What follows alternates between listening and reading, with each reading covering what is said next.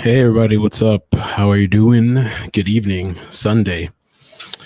So we got a lot of people in here. Looks like it in the chat. Hey Sheila, Queen, Diamond, Sophia, Esmeralda. Lee, thank you for being a new member. Doris, Reese, Marie, hey, welcome back. Candy, hey. Kay, Rachel. Well, I want to give it a minute for people to join, but we're going to be talking a little bit more about this case. I am going to do some call-ins. So whoever wants to call in and give an opinion or thought, or maybe somebody, who knows, from the family or something, or maybe not. We'll see. I'll open up the lines after we do the police report, and we'll see what happens. Hey, Pinky, Lisa, Gina, Brandy, welcome. Oh, and I got to say really quickly, too, thank you to Cynthia and Jillian and Gloria for the cash apps. Appreciate that. So, looks like we're definitely live on Facebook. I see all the chat, and we're good on YouTube. Welcome. I think what I want to do first is show you guys this video. By the way, if you haven't seen this video from earlier, you might have to go back and watch it or something. I mean, we're going to get into the details. I mean, you can stay here. Don't leave. But the Nissan that this guy was driving. Wait, is this working? Oh, I got to share the screen. Slacking. Hey, April. I appreciate you guys coming through, man. Really appreciate that. Taking some time out of your Sunday. And honestly, after we read this police report, you might be even more pissed. You might be. But let's take a look at this video really quick. And this is a video by, I forgot her. I don't have the name here. Is it going to show me? Her name, I think, was Erica. Yeah, Erica. And she got into the same type of vehicle that Sidney has. So check out what she has to say. But this was the whole push start thing about the whole thing of him locking the keys in the car. Jason, what's up, man? Thank you for coming. Giving it a minute just to warm up, relax, have a drink. Serenity, Gina, Crystal. Hey, the Illuminati. Oh, shit. Illuminati's here. Gina, what's up? So let's check this out. Make sure my phone's muted. Have the same exact car he has, same model and all. Here go my keys. Put them right there. That's open my door. Lock my door. See, that's me locking it. Watch this. It won't lock if the keys are in the car. Welcome, everybody. So that's the same type of car. Let me pull up the picture real quick. We're here talking about the toddler, the 1-year-old girl that got locked in the vehicle. Here it is. It's the vehicle. It's a brand new vehicle. He just got a vehicle. You can see the new tags and stuff. I'll play it one more time, and then I guess we'll get to the police report.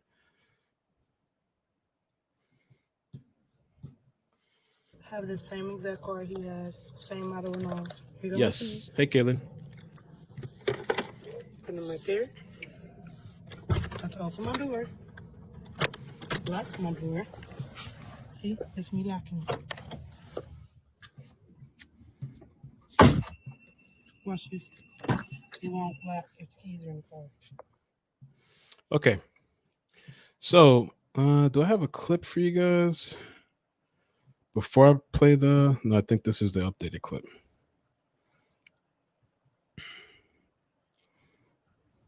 Let me just do the police report then. This is 5 pages.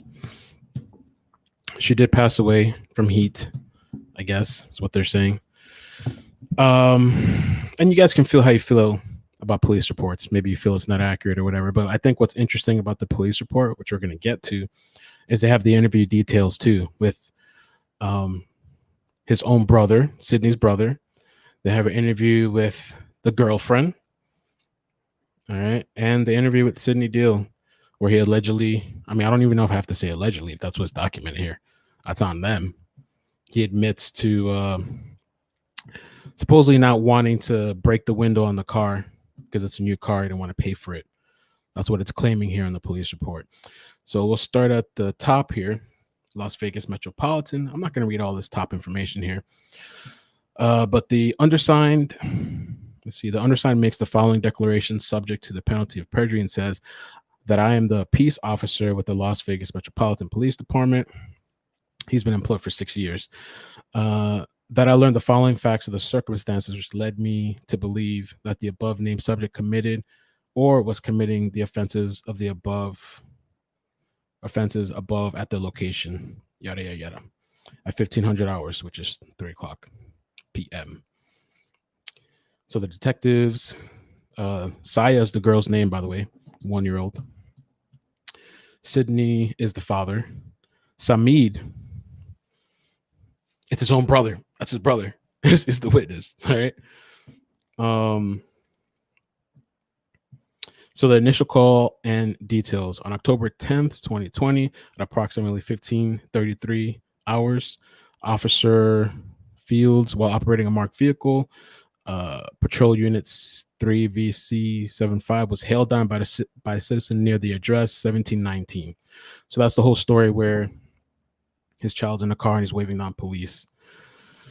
The citizen, who was later identified as Sidney, informed Officer Fields that he had accidentally locked the keys of his vehicle inside the car and left the vehicle running while his 1-year-old daughter, Sayah Deal, was inside. Officer Fields offered to call a tow truck, locksmith, or to break the window of the car, but Sidney denied the request, instead used Officer Fields' phone to call his brother Samid. After waiting for several minutes for the tow to arrive, Officer Fields and Officer J broke out the back window and made entry into the vehicle. Once Sayah was removed from the vehicle, officers realized she was not responsive and asked for medical personnel to be assigned and dispatched to the call. Officer Fields and Belinsky performed CPR while paramedics were en route, but Sayah was pronounced deceased upon fire paramedics arriving on the scene. Let me take a breath here for a second. All this reading. So she's deceased. So the follow-up investigations. Based on the details gathered by patrol officers on the scene, detective from the child abuse neglect section were dispatched on the scene. Detective Gadia arrived along with Detective Hernandez and conducted the following interviews. So Sidney Deal. Samid is the brother of Sidney, and Detective Hernandez and I conducted a digitally recorded interview with Samid, the brother. The following is a summary, not verbatim, for the details refer to the transcription. I don't have the transcription. Samid stated that he was first made aware of the incident when he received a phone call from an unknown number. So that's supposedly Sidney using the police officer's phone to call the brother, because I guess his phone. Let me just read it before I even go all the way with it. But he gets an unknown phone number call. Samid answered the phone and he heard his brother Sidney on the other line. Sidney told Samid that he had accidentally locked Sayah in the car, but the AC was on and he needed Samid to call his mother in order for her to call the insurance. So kind of like, why don't you just call the mother from that phone then? Or maybe he couldn't reach her. I don't know. Samid stated he was confused by the phone call and immediately started to get ready and drove to the brother's home. As he arrived at the 1719 Street address, he found his brother Sidney outside the vehicle and questioned him about Sayah. Sidney informed him she was okay and that he just needed Samid to call their mother in order for her to request a tow truck or a locksmith through her insurance. Samid said he immediately took off his shirt, wrapped it around his knuckles, and he was ready to punch the window. Sidney stopped him and said he wanted to wait for the tow truck. Sidney insisted that he not damage the new vehicle, stating he had just bought the car and he did not have money to repair the broken window. Don't break that shit, man. I don't want to spend the $100, $200.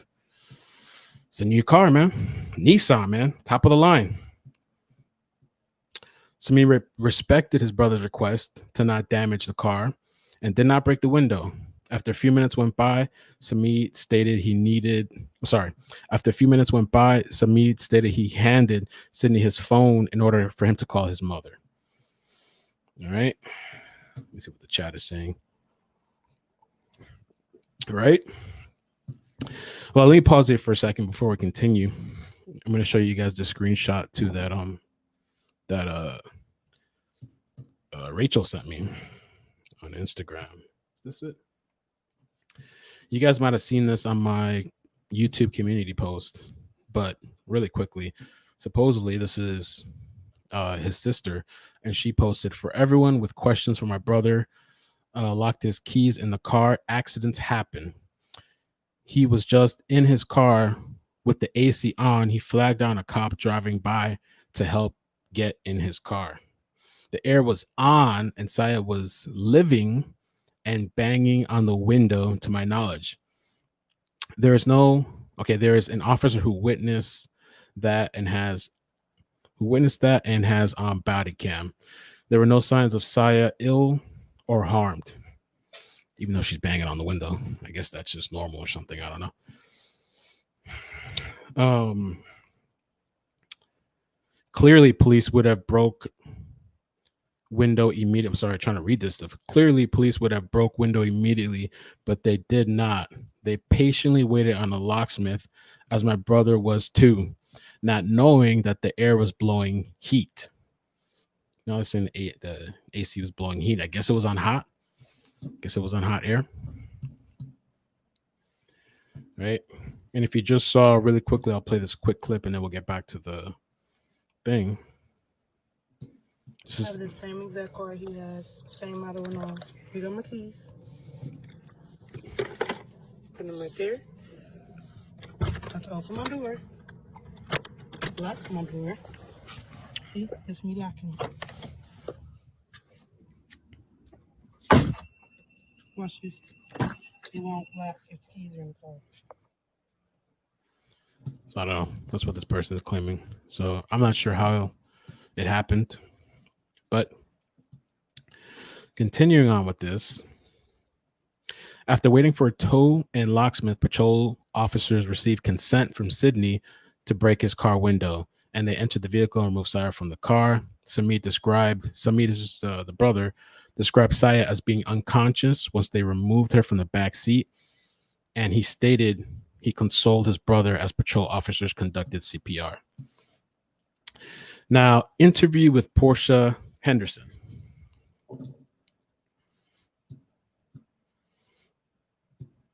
Let's see in the chat real quick.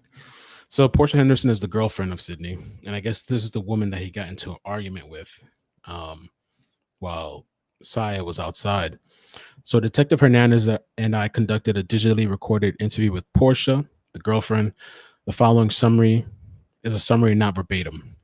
Portia identified herself as Sidney's longtime girlfriend and mother of his two children. Even though she is not the biological mother of Sayah, she has watched over Sayah for the majority of her life, as Sidney has full custody of Sayah. So they say full custody here, police documents. Portia stated that she and Sidney got into an argument earlier in the day after he refused to help her with responsibilities around the home. She described the altercation as verbal only, but did admit to telling him and Sayah to leave. Portia stated Sidney exited the home and she closed the door behind him. She witnessed him enter his vehicle and she went upstairs to continue her morning tasks. After a few minutes, Sidney returned to the front door and knocked numerous times. Once she finally decided to answer the door, he informed her that he had locked his keys inside the car and he needed her to call for a tow truck or a locksmith.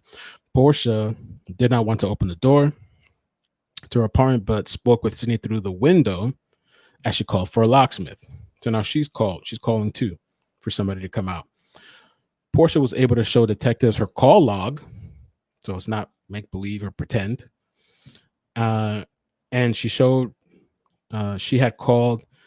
Let me see. Hold on, lost her. Portia was able to show detectives her call log and showed she had called his insurance at 15:06. That's 3:06 p.m. After being on the phone for 23 minutes.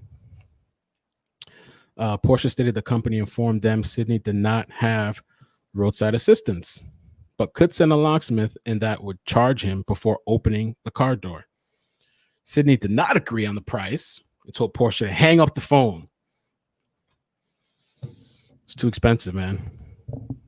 Too expensive. I'm trying to get the best deal. She's in the car, but let me try to get the best deal for my child to save me some money. So Portia then called Sidney's brother, Samid, and Sidney advised him of the incident. Called Sidney's brother, Samid, and Sidney advised him of the incident. At that point, Portia went upstairs and did not exit her apartment until the paramedics and patrol officers had arrived, and Sayah was removed from the car. Okay. Now for the interview with Sidney. Check the chat real quick. I'm not used to reading so much too. I'm winded. What did you miss? Everything. Exactly. Letitia says I had a 2018 Nissan Maxima. My car will not lock. Interesting. While unless you are in the car. If the keys are in the car and the car is not running, it still won't work. Still won't lock, sorry. Interesting. So we're gonna do calls soon. Let me see the interview. We're gonna do the interview with Sidney. Yeah, we're almost done. I'll read this part here. If anybody wants to call and give their opinion, they can. Let me start reading this in the meantime. Okay, so the interview with Sidney. Detective Hernandez and I conducted a digital interview, and the following is a summary, not verbatim.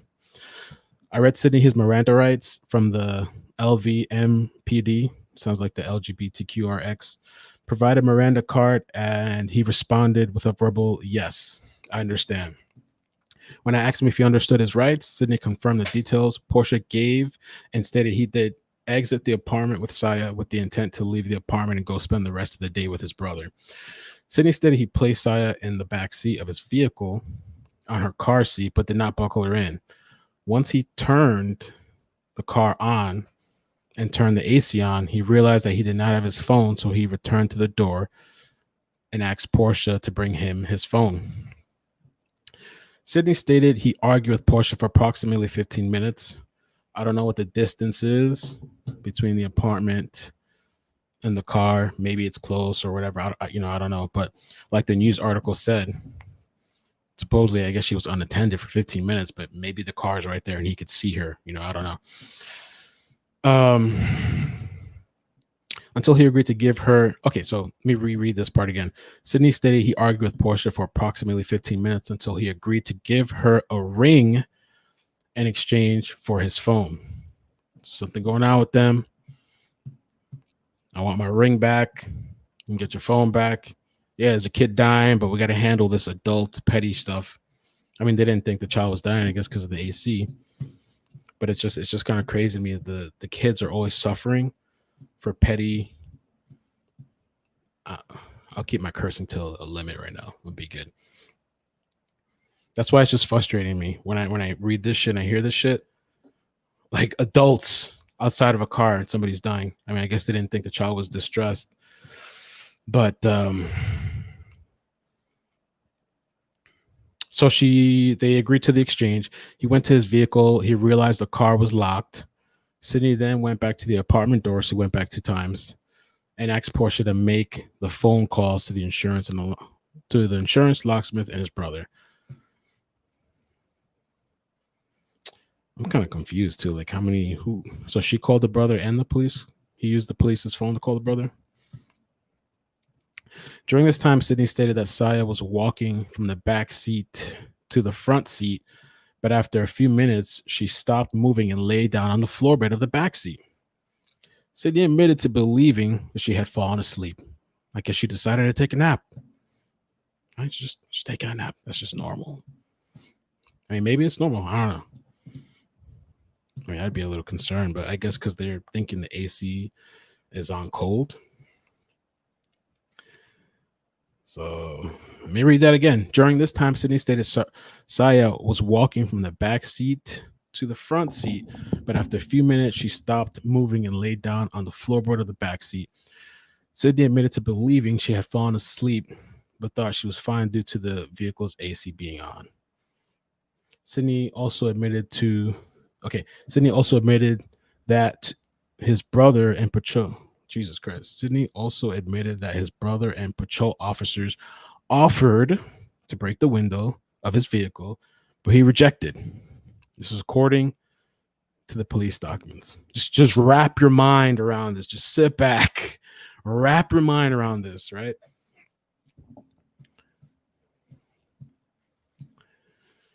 He rejected the offer because he did not want to damage his newly purchased vehicle, a Nissan, and wanted to wait for his mother's insurance company to send the tow truck in order to avoid a bill and damage to his car. Amazing, right? Amazing stuff that's going on in 2020. When detectives arrived on scene, Sayah was laying on the entryway of Unit 1721 and was covered by a blue medical blanket. Coroner investigator Chavez arrived on scene and processed the body. Sayah was a good height and weight for her age. She appeared to have slippage of the skin, which is consistent with being in a high heat environment for an extended period of time. Her body was in rigor mortis to the point where her left arm was in a 90-degree angle with a tight fist. Somebody call in too and explain the whole rigor mortis process if anybody knows. Maybe we'll have to find up and look. Maybe we're gonna have to do a little research or something.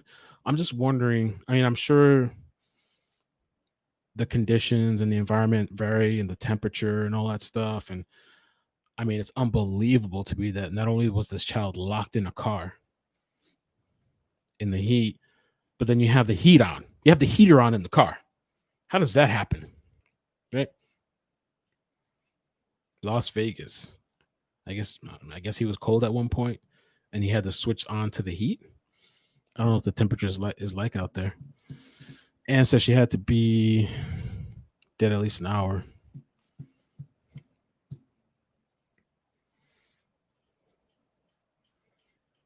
That's crazy. Conclusion.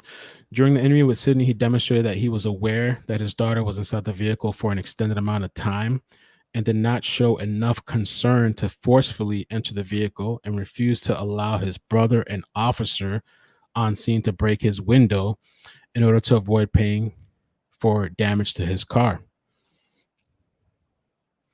Your declarant believes that the facts alleged herein established Sidney Deal committed the crimes of child neglect resulting in substantial bodily harm. Based on the information gathered on scene and the timeline composed of call logs and witness statements, detectives have reason to believe that Sayah was inside the vehicle for over 60 minutes before patrol officers broke out the window, and she was removed from the backseat floor. Based on the above fact and circumstances, Sidney Deal was placed under arrest for child neglect, and that's the end of that.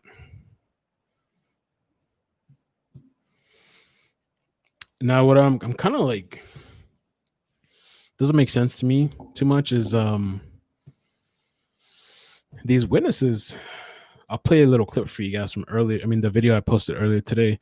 These supposed witnesses, I don't know where they got these witnesses from. They said that the officers and the father were standing out there for hours. But that doesn't look like that falls into the timeline unless they got something wrong or confused. But they stated that the officers were out there looking at the child for hours and that the officers couldn't break in the car and that they had to wait for some sort of clearance from their, I forgot what she said, captain or whatever.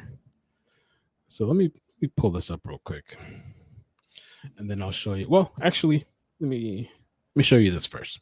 Elements in the tragic death of 22-month-old Sayah Deal. Her father, who's facing child abuse charges in her death, has posted bond after a court hearing Thursday morning. Sir, you need to stay out of trouble during this time when you're out of custody. I promise you, any reports from house arrest or anything is going to wind you back in custody. Do you understand? 2 hours. 27-year-old Sidney Deal got a stern warning from the judge as he posted the $20,000 bond to be released from jail.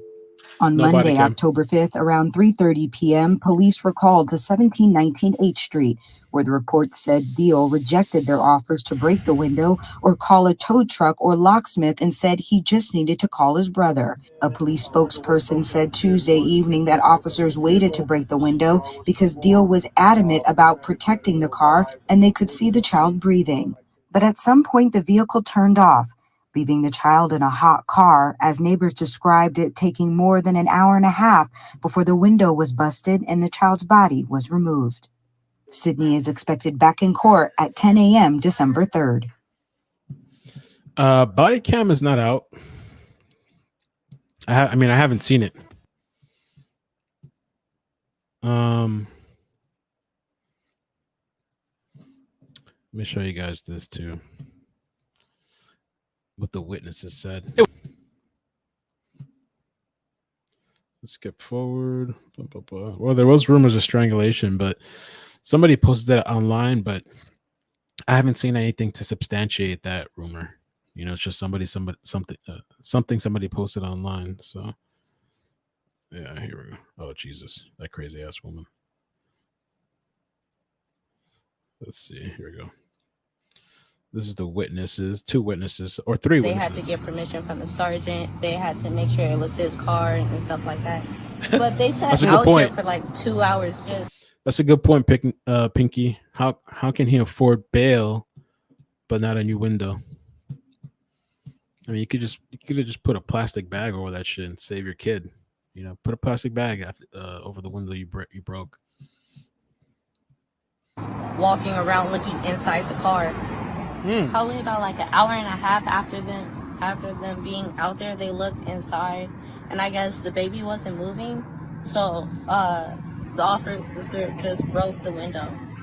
So let's say this is true. If this is true, the grown adults, law enforcement, police officers, the father, everybody, if what this witness is saying is true, you guys stood around for hours because the adults couldn't figure it out.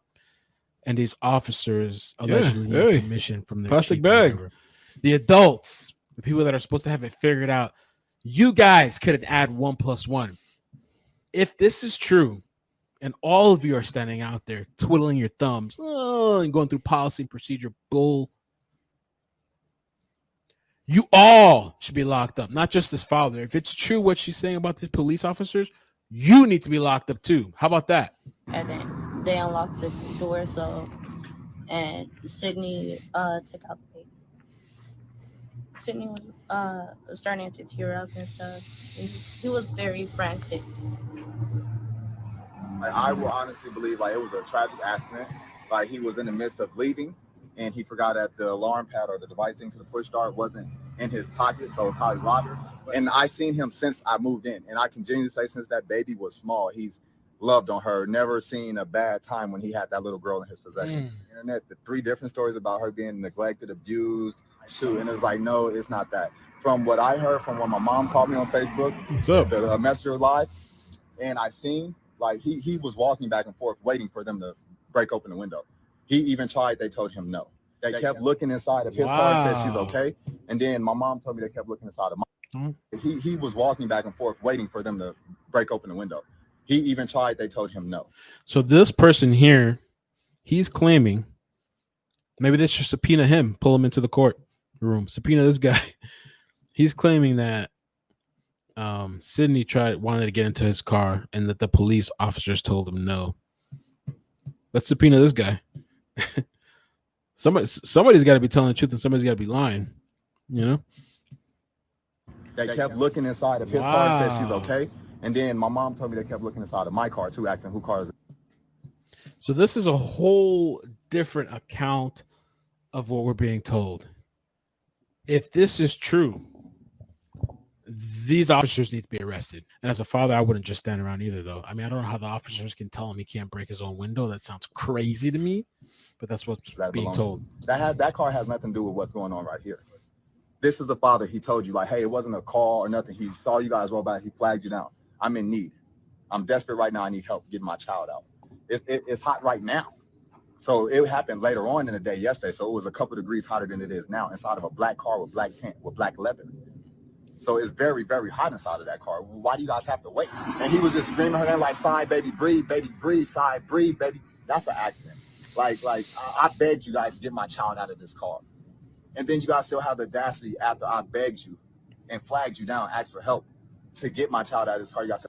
This, I have to say, this is really interesting because this is my first time seeing this video. I haven't heard this event of what's being told by the witnesses. Have the audacity to take me to a police station if they would have actually just got the baby out the car alive first and then do whatever they did with him now. It's like who can accept that?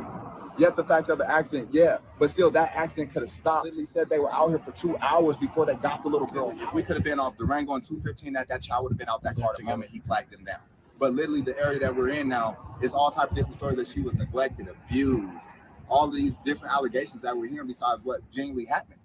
Like father flagged them down, genuinely scared, looking for help. And in the incident, it turned to 2 hours later, he's having to mourn over his daughter. But the guy was sitting on the porch for a minute, and then he started trying to get in his car, and he couldn't get in his car. He finally flagged the police down, and I think he just locked the keys in the car. I ain't never get up and go see. And they came and got a clothes hanging from me, one of the guys in the house. Tried to get in the car, but I never know there was a baby in the car at all. And it's been about an hour and 45 minutes. They finally busted the window. The car was running at first. He left the baby in the car. The car was running, and the car cut off, and the air cut off. And said the baby had locked the doors, and he couldn't get in when he came out the house. And the police out there trying to help him for almost 2 hours. And then they finally, the baby passed out probably, and they finally busted the window out and got the baby out and laid it on the porch and tried to CPR. No help. It took the paramedics 15 minutes. Incredible. After they got the baby out, I figured they should have had the 5 people over here. If they know it's a baby, the police should have busted one out at first when the boy flagged them down and told them it was a baby in the car. And all the time, it was a baby in the car all this time. That's why they was helping them try to get the car door open. And then, they finally busted the window out and got the baby out, and the baby was dead already. If that was my baby, I would have busted my own when the car went down. She said if that was my baby, I would have busted the window. Yes. And I always get another car. You can't get another life. Yo, I really hope that's not true, because if it is, that is an embarrassment to all the adults standing around the car while a child dies, because you can't figure it out. So yeah, that was from earlier today. If you guys haven't seen that video, make sure you go check it out. It's on YouTube and Facebook. I think that's kind of it, man. I mean, we read the police report. The whole rigor mortis thing is a little bit weird to me. I don't know. Let's see what I'm doing here. I don't know if it's possible to go into rigor mortis faster because of. I wonder if I could look something up. Maybe there's a video online that explains the process. But I'm sure there's just so many variables too. Yo, shout out to YouTube 445. Thank you guys. I love you guys on Facebook too. But just to read this last detail again over. When Chavez arrived on the scene and processed the body, Sayah was a good height and weight. She appeared to have slippage of the skin consistent with being in a high heat environment for an extended period of time. Her body was in rigor mortis to the point where her left arm was in a 90-degree angle with a tight fist. All right. And Sidney, at one point, he admitted to the brother and patrol officers, because to me, there's like a conflict of the story going on right here now. You know what I'm saying? You got this whole thing where these witnesses, I don't know where they came from, where they were procured from. They're giving a different account, but supposedly the brother, according to these documents, he stated, and the girlfriend stated that he didn't want to spend the money for a tow truck or whatever services, or a locksmith to come and open the car or break the window or anything like that. You know, I would think that his brother's account of things are more accurate. And then the sister, for the people that missed it, posted earlier today. I'm not going to read the whole thing, but she stated that supposedly the AC was on, but that the heater was on. It was blowing hot air. So the child's locked in the car. It's already hot as hell. And then you're adding on the heat. You know?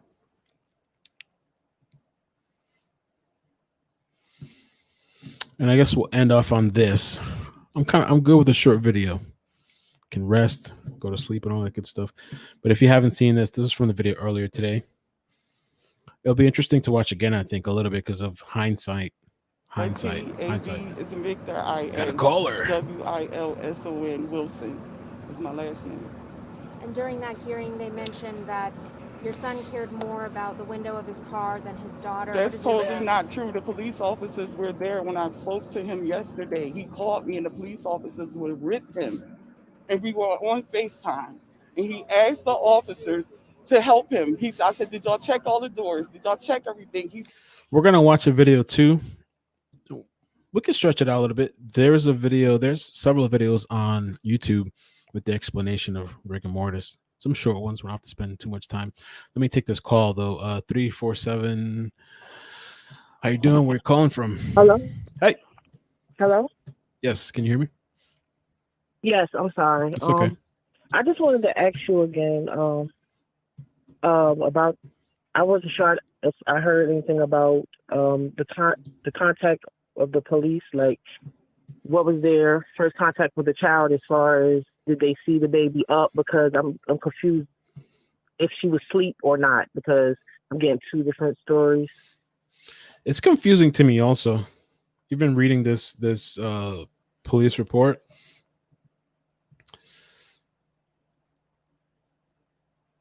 It says here, it states at 15:33 hours, which is military, 3:33 p.m., they were waved down by this guy, by Sidney, for help.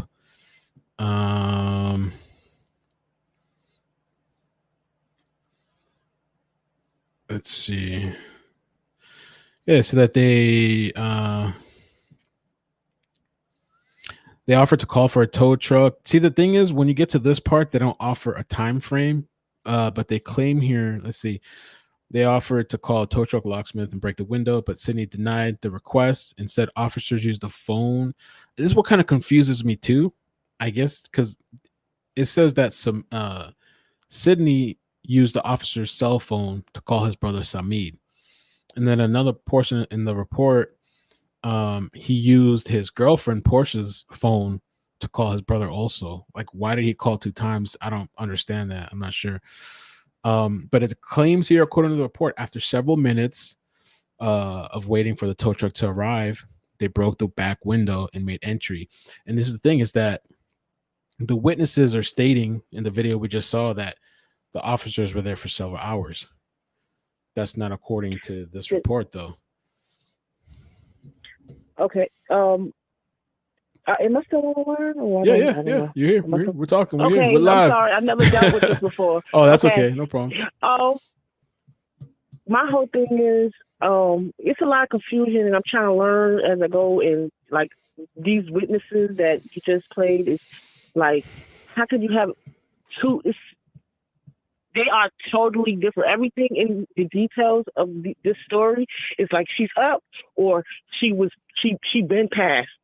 He wanted to help, or he told them he had the money. Nobody break it out. Don't even call the tow guy. I'm not understanding, and I want to just say, like, people. I'm not really a people person. Mm-hmm. I like kids, but it just shows me every day, like, all these people standing around you, and you could fall and off a cliff. If they could help you, they wouldn't. Yep. And it's like everybody standing there, and this child. By the time everybody standing there would have put in $10, you could have paid for this window. And my last thing I'm gonna say is, I've dealt with police, and I'm not the most innocent person. But they would have helped him. I don't understand. if they call a tow guy, the tow guy will tow for free for them. So there's no way that they wouldn't have opened that window and billed him later or whatever. I really don't understand the story, and it's pissing me off, quite frankly. I really don't think, I don't know. I mean, I could be wrong. This is just an opinion. I really don't think that these people are all 3-4 people, his own family members, his girlfriend, that they're all lying about this whole thing where he didn't want to pay the insurance quote. He didn't want to pay the locksmith. In all these times, there's different. I mean, he's arguing with the girl for 15 minutes at one point, Portia. There's another portion where she was on the phone with the insurance for 23 minutes. Make the screen bigger.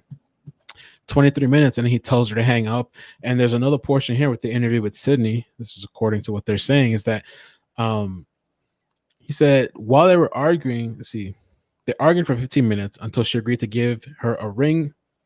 They argued for 15 minutes until he agreed to give her a ring in exchange for his phone. When he went to his vehicle, he realized the car was locked. Sidney went back to the apartment door and asked Portia to make phone calls to the insurance, locksmith, and his brother. So maybe this took place first before the cops actually arrived. That's what it seems like to me. Right. I don't know. And then during this time, Sayah was walking from the back seat to the front seat. See, we need timestamps. I have no idea when this occurred. But it says here, she was walking from the back seat to the front seat, and after a few minutes, she stopped moving, laid down on the floor bed of the back seat, and he just thought that she fell asleep. And she thought she was fine because supposedly the AC was on, but the sister's claiming that the heater was on. So it's just, I don't know. Yeah. Okay. all of this is just like overwhelming and really, I can't follow it. It's just like, wait, what? Every time you hear a detail, you have to break it down. I don't understand. And you know what the thing is too? I think the way the events are being described might not even be accurate. You know, this is just what they're telling us. Like, I mean, Sidney's telling his story that supposedly this is what happened. It might not even be that's exactly what happened. You know, it could be something else. So it's just all these details is just, you know, like I know nobody's story is going to, you know, match another, but right. They are so opposite on the scale. It makes no sense. I don't. What can you remind me what city? Because it's like this is Las Vegas. So many. Where this is ridiculous. Las Vegas. And I don't. I'm gonna say this. But you gonna tell me Las Vegas police? And yeah, we're gonna have to wait. People in the chat are saying we're gonna have to wait for the autopsy. Hopefully, that has some more answers. And we'll see. I mean, maybe this is just a freak accident. I guess I don't know. It's just something definitely needs to change. So if this is how they normally handle it, or if somebody can deny access to other people from getting a child out of a vehicle, you know. But I guess the whole AC thing too. That's a whole big factor. He told them that the AC was on. Nobody pulled out their phone. Nobody pulled out their phone and take this argument between this. Because I know people, if they know, like you just a whole bunch of people standing there and it was like, oh, baby's locked in the car, and they just kept on staring. Nobody filmed this. Like nobody. I can't believe this. Like truthfully, honestly, like I don't want to get too deep, but that. Like, you going to tell me that? I can't. Nobody has tape of this? Everybody want to tape everything else. I'm not understanding how nobody pulled out their phone and taped him telling supposedly, the police or... Hopefully there's body cam. That's what I'm hoping. I'm hoping there's some sort of body cam that they release. So... But all right, thank you for the call. I appreciate it. Thank you. All right, take care. All right, so let me play this video. Finish this video. He said to the officers, he said, Mom, can you get a locksmith over here? I said to him, I said, okay, I'm going to call now. And then I heard the officer say, okay, she's sending it. Your mom's going to send it. That's all on body cam and everything. My son was not negligent with the way he handled it. It was not that he cared more about the car. He thought his daughter was in air. In air. In air. If the car was running, like The car was running and she was in the car. If it was something wrong with her right then and there, the cops would have broke the window. How did Sayah end up in the car? He was in the car. He just, from what I'm hearing, he just had pulled back up. He was coming to get his phone from his girlfriend. When he went back to the car door was locked. That's when he started trying to get into the car. A cop was rolling past. He flagged the cop down. The cops got out, helped, assisted him with the car. And then when he said that the air was on, they was like, "Oh, okay." And someone was coming. A locksmith was coming. And that's what I know. And I still was trying to get to him. I was en route to him. So he works. My son is a great father. I don't know what's all of this about, what they were saying in the court, but he's a very responsible young man. Yes, he's 27. He has his own apartment, his own car, and he had full custody of his daughter. So he's very responsible because I raised him as such, because I'm a doctor and I have children as well and take care of my children. So they're not going to smear my son like he just was the average Joe Schmo out here, because he is not. Did Sidney say Sayah was struggling at all? No, he said, "Mom, she's good." And the police officers was there. They saw she was good. Her alive yes, they said she was knocking at the window. True, they said she was good. So how long was Sayah unattended? She never was unattended. She never was unattended. He never got to go back into the house. He never got to go back into the house. The girl didn't let him in the house. He went for his phone. She didn't give it to him. And then when he realized that he was locked out the car, that's when the police rolled by. He flagged the police down, and he started asking neighbors to use the phone to call us, to call his family. And that's how we knew anything about what was going on. Chat's wild. The chat. Probably, I say about 30-something minutes. The whole situation from when I was contacted. And the whole thing, too, where she's saying 30 minutes. Well, she said one from when she was contacted, but I would have thought it'd be faster than 30 minutes. I mean, sorry, longer than 30 minutes, not faster, longer. Whole situation we got a from call when I too. Was contacted and when I got there. 402, I'm coming. 1 second. And Sayah's mother, is she aware of what happened? Yeah, she was out there. She was out there yesterday. She was upset as expected, but my son had full custody. So what happened with your son's appearance today? They said medical, something medical. That's why we're on our way over to the Clark County Detention Center to see what's going on with my son. Have you heard from him since he's been? No, I haven't heard nothing from my son. Is there something you'd like to say about the kind of person that he is? Awesome. I raised him. He's a man. He's not the average young man out here. Yeah, he's an African American, but my baby is a grown man, and he take care of his children. He works. That's a good point, Juanita, too. That's kind of weird because we're reading the documents and they had gotten into an argument, him and the girlfriend, and she didn't want to give him the phone unless he gave the ring back. So if he really came up there with the situation of the girl being locked in the car, why wouldn't she? But I think I don't know, because he went back 2 times. So maybe the whole argument happened first. And then when he went back to the car, I think is what they stated. I'll take a quick look at it after this. What they stated that that's when he realized the keys was locked. And again, this is a story they're telling us. It might not even be true or accurate. I mean, the girlfriend said it happened, so I don't know. For alert security. And I'm going to make sure he had character letters. My son is not what they trying to make him out to be. Anybody that really know him know these things about everybody. Everybody. So this is, I'm just going. I might be just saying things, but this is my heart right now. I don't know if my son, he already battling losing his daughter. His first daughter. What was Sayah to your son?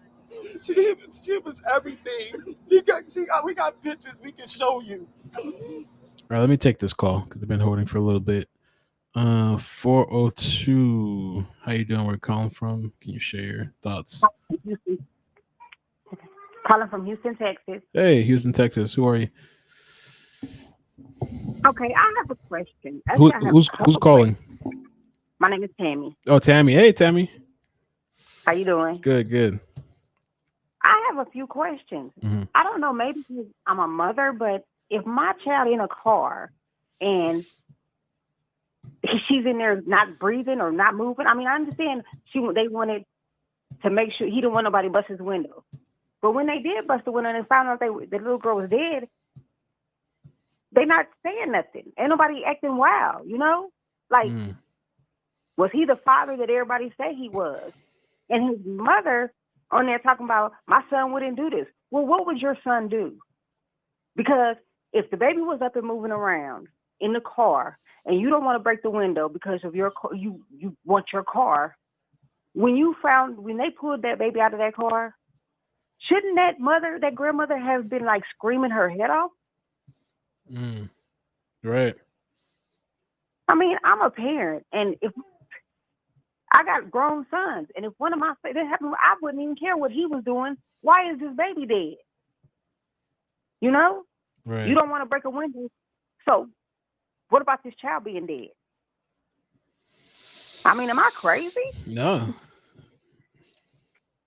And you know, it's like, yeah, I mean, yeah, I'm trying to read this too and kind of figure out exactly what happened. Him and the girlfriend, they were arguing, but they had an argument, and she was upset with him, so she asked them to leave, Sidney and Sayah, so they left, and then they claim here that after a few minutes, he returned to the front door, knocking, and she finally decided to answer the door. He let her know what happened, and so she didn't want to open the door, so she spoke to him to the window, called the locksmith, and she showed her call log to police officers, and after 23 minutes stated the company didn't want to give roadside assistance because he's not, I guess, on insurance, but they would send a locksmith and they'd have to charge him, and he declined because he didn't want to pay the price. I can understand that, but I was reading somewhere on Facebook that they said that he's very violent and aggressive. You know, so they said CPS had been called. If he had that little girl her whole life, or since she had custody of her, now she's only not even 2. So what kind of, CPS cases was they trying to get him? What was he doing? Yeah, there was. I spoke about that in the video I posted earlier today. They didn't give us the details of the CPS stuff, but that there was like 5. I don't know if there was like 5 accounts or something. I'll have to pull it up. But supposedly they were dismissed. They didn't find any substantial stuff. But like one of his baby mothers was trying to get, I think, custody back, or trying to put the CPS charges on. I'll have to look at it again. The little girl's mom. The little girl's mom was trying to get custody of her back. You know, and it's stuff that happens, and we just like stuff happening, and we don't like, nobody is telling the truth, you know? Right. Because everybody wants to cover it for themselves now. Yeah. The baby is dead. That should be the number one most important thing, that some little girl has lost her life. You know? Instead of people trying to zigzag, trying to figure it out, well, the daddy did this, the daddy did that. The baby was in the daddy's care.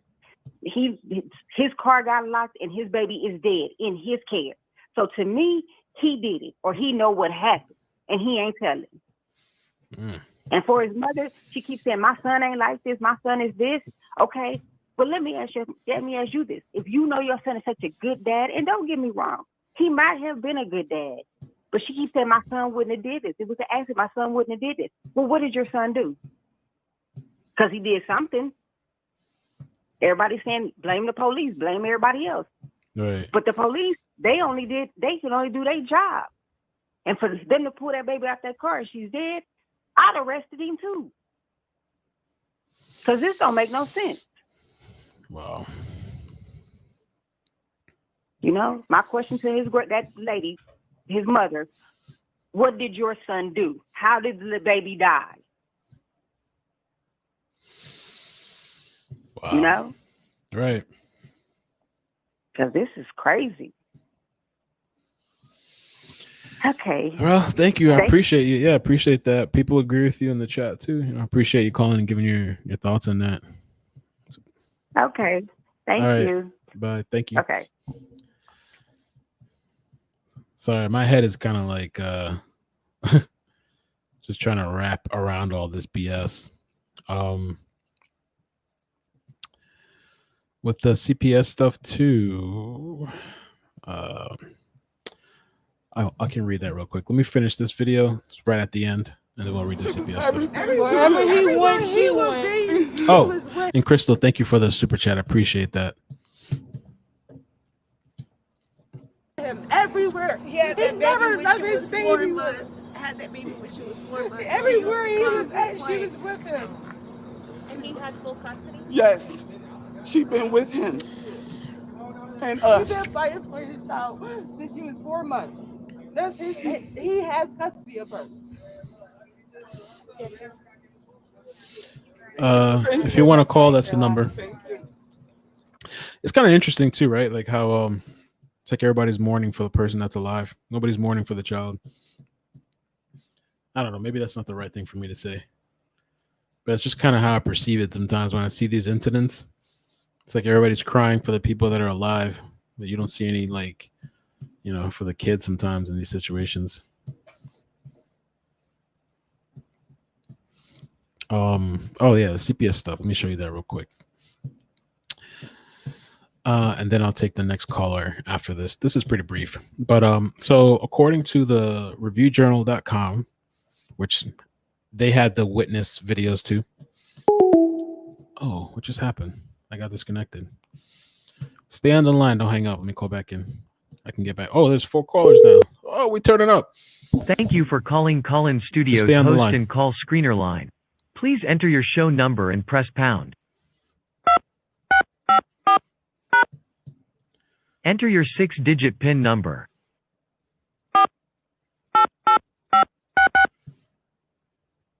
Welcome, host. You are now in the host room and can manage your callers from the Call-In Studio web interface. Okay, great. So we got several callers. Let me just go through this really quick. Child Protective Services was called 5 times to investigate the family of a toddler who died in a locked car Monday night. According to the newly released Department of Family Services report, CPS investigated 5 allegations of possible abuse at the family homes of 21-month-old Sayah between July 17, 2018 and June 16, 2020. According to the report, each of the allegations was found unsubstantiated. I have a hard time saying that. I think it's important to mention that. I am curious about the details, though, of those claims. Now, Sayah Deal's mother, Mariah, so I guess this is the biological, said that she and the father, Sidney Deal, had joint custody of the baby since her birth, December 19, 2018. The report does not specify which parent's house was investigated in each of the alleged claims. In October 2018, Portia Henderson, the mother of Deal's 2 sons. Portia is the one that he got into the argument with, I believe. Yeah, Portia, they got into argument, and that's when Sayah got locked outside. Filed a lawsuit in a district court requesting sole custody of the boys. So he has 3 kids, 2 boys, and then the girl, Sayah. The 2 boys are biological kids of Portia, and the other one, Sayah, belongs to Mariah. So the boys are 1 and 3, and her reasons, she cited domestic violence and CPS involvement. The lawsuit was filed 1 month after one of the 5 CPS reports alleging abuse. Henderson requested Deal not to be allowed to visit the boys, citing harassment, according to the lawsuit. And so that's that. Let me take the calls now. Kind of wanted to breathe through that. Okay, 619. Who is this? Where you come from? Did you say 619? Yes, you're live. I'm calling. I'm live. I'm calling from San Diego, but I did live in Las Vegas for 9 years. Cool. And what's your name? To me, I go by Naomi. Naomi. Okay, cool.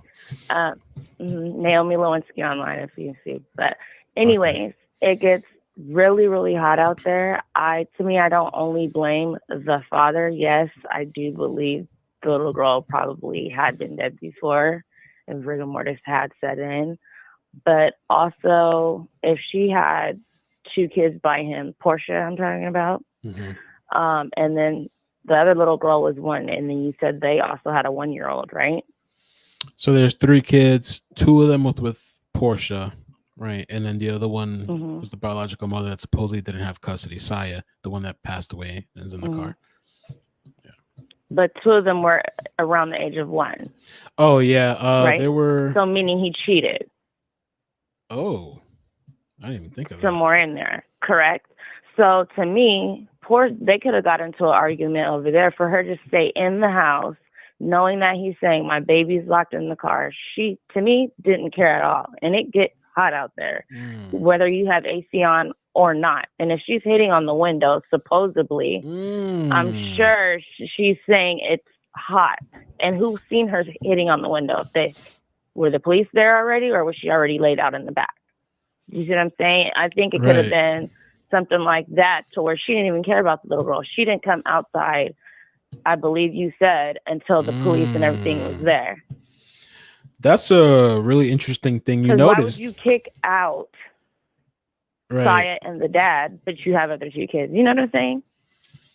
Yeah. That was my whole thing. When I heard that, I got upset. I was like, yeah, this sounds like something jealousy, because why would you kick out just the father and the daughter? Well, 28 in October 2018. They said the boys in October 2018 were 1 and 3 at the time.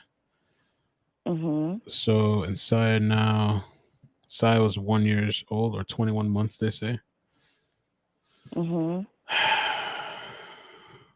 It's possible. I can't even think of the time frame. It's close, but yeah, me neither right now. But to me, it seems like a little jealousy thing. Because me being a mother, even if it was someone else's child, I'd be out there. I'd have probably broke the window before I would have not listened to him. And I have that same model car. I had that car right before I got my Camaro. And there's no way that car is going to lock the key in the car. No way. There's no way I could ever lock my key in the car, in the trunk, nowhere.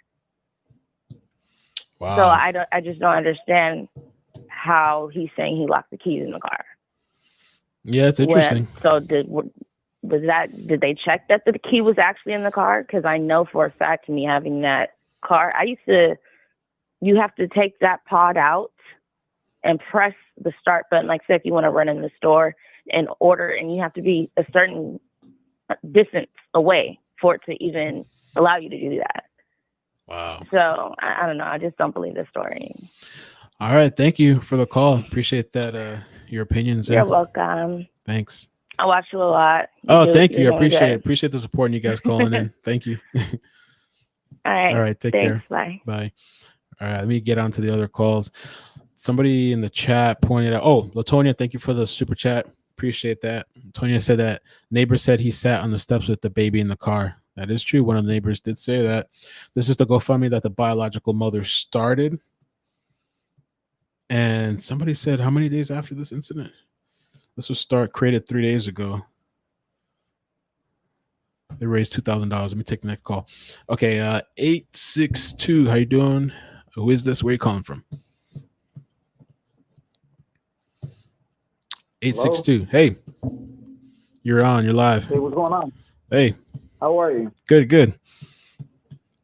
Who is this? Just wanted to call and just give my opinion on the little situation with the child.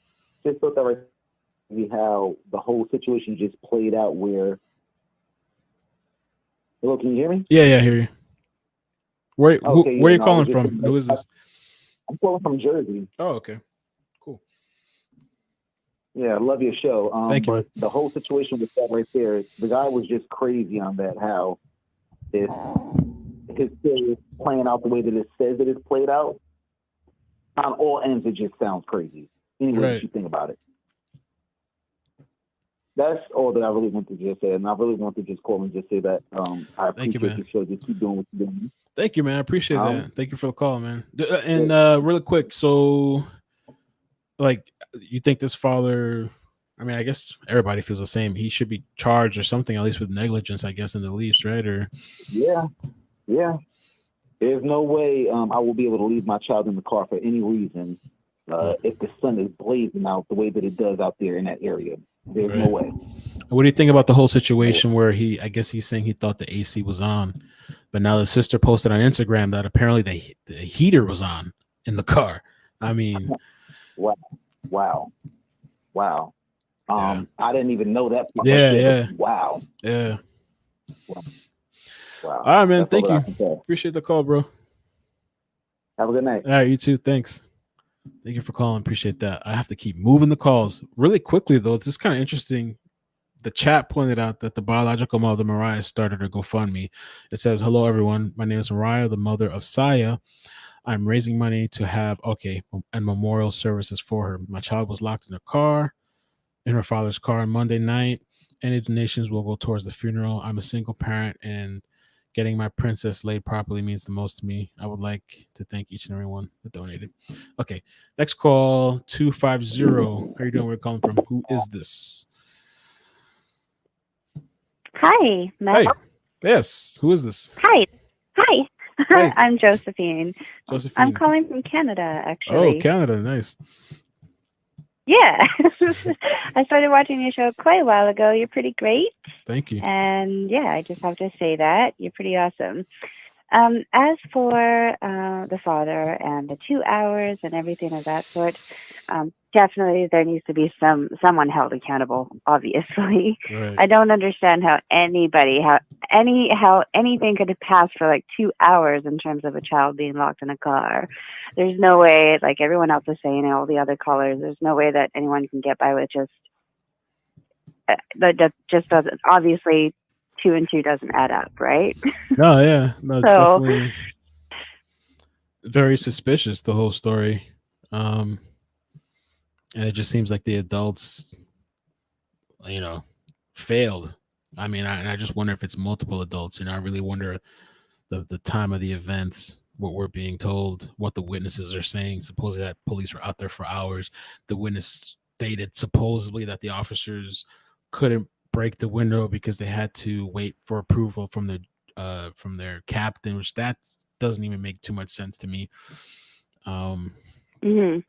I mean, if it really comes out and it seems like he really wanted to save some money and not break the window, I mean, that is just shameful.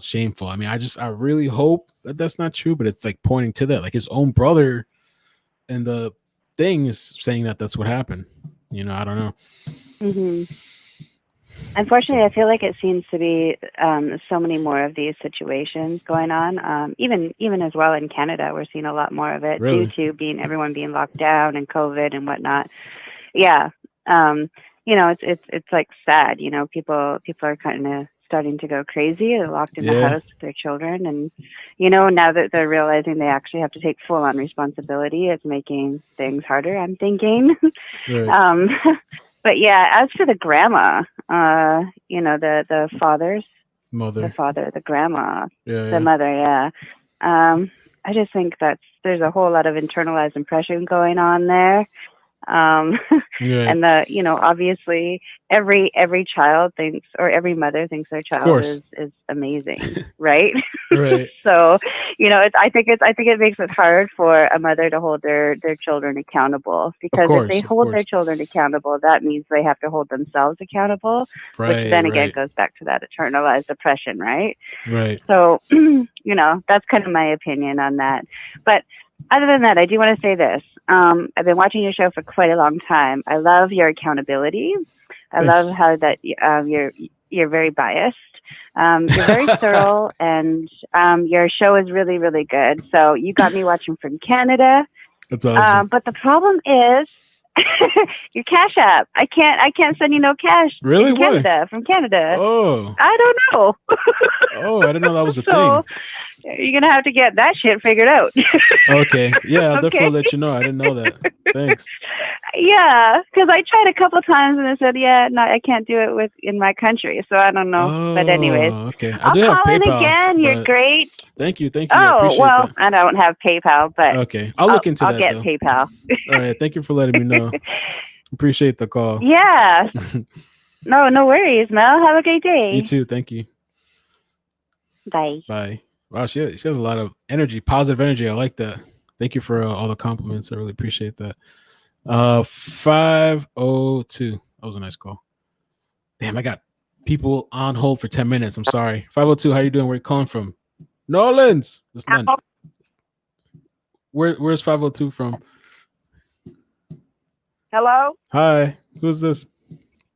Hello, this is Shalia from New Albany, Indiana. Oh, okay. I was off. Hey, Shalia. Welcome. Thank you for calling. Hello. I just wanted to say that you're welcome for me calling. I waited. Thank you for waiting. Yeah. You're welcome. I just wanted to say that I have a daughter, and if she was locked in the car for 1 minute, I would have broke the window. So it's more to this story, and I think it's all going to come out. Right. And for the mom, yeah, she needs to let her son take accountability. Yeah, he could be a good dad, but this was his fault. You don't leave that baby, even if you thought she was asleep. You don't leave a baby in the car that long. Right. It's my opinion.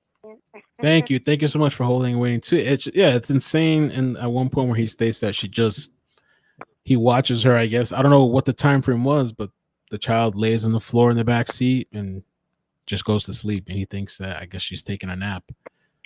You know? Yeah, but why would you even want your baby to take a nap on the floor? Right. Right. Oh, God. Well, thank you. Appreciate you. Thank you for calling. You're welcome. All right. Thank Take you. care. Bye-bye. Bye.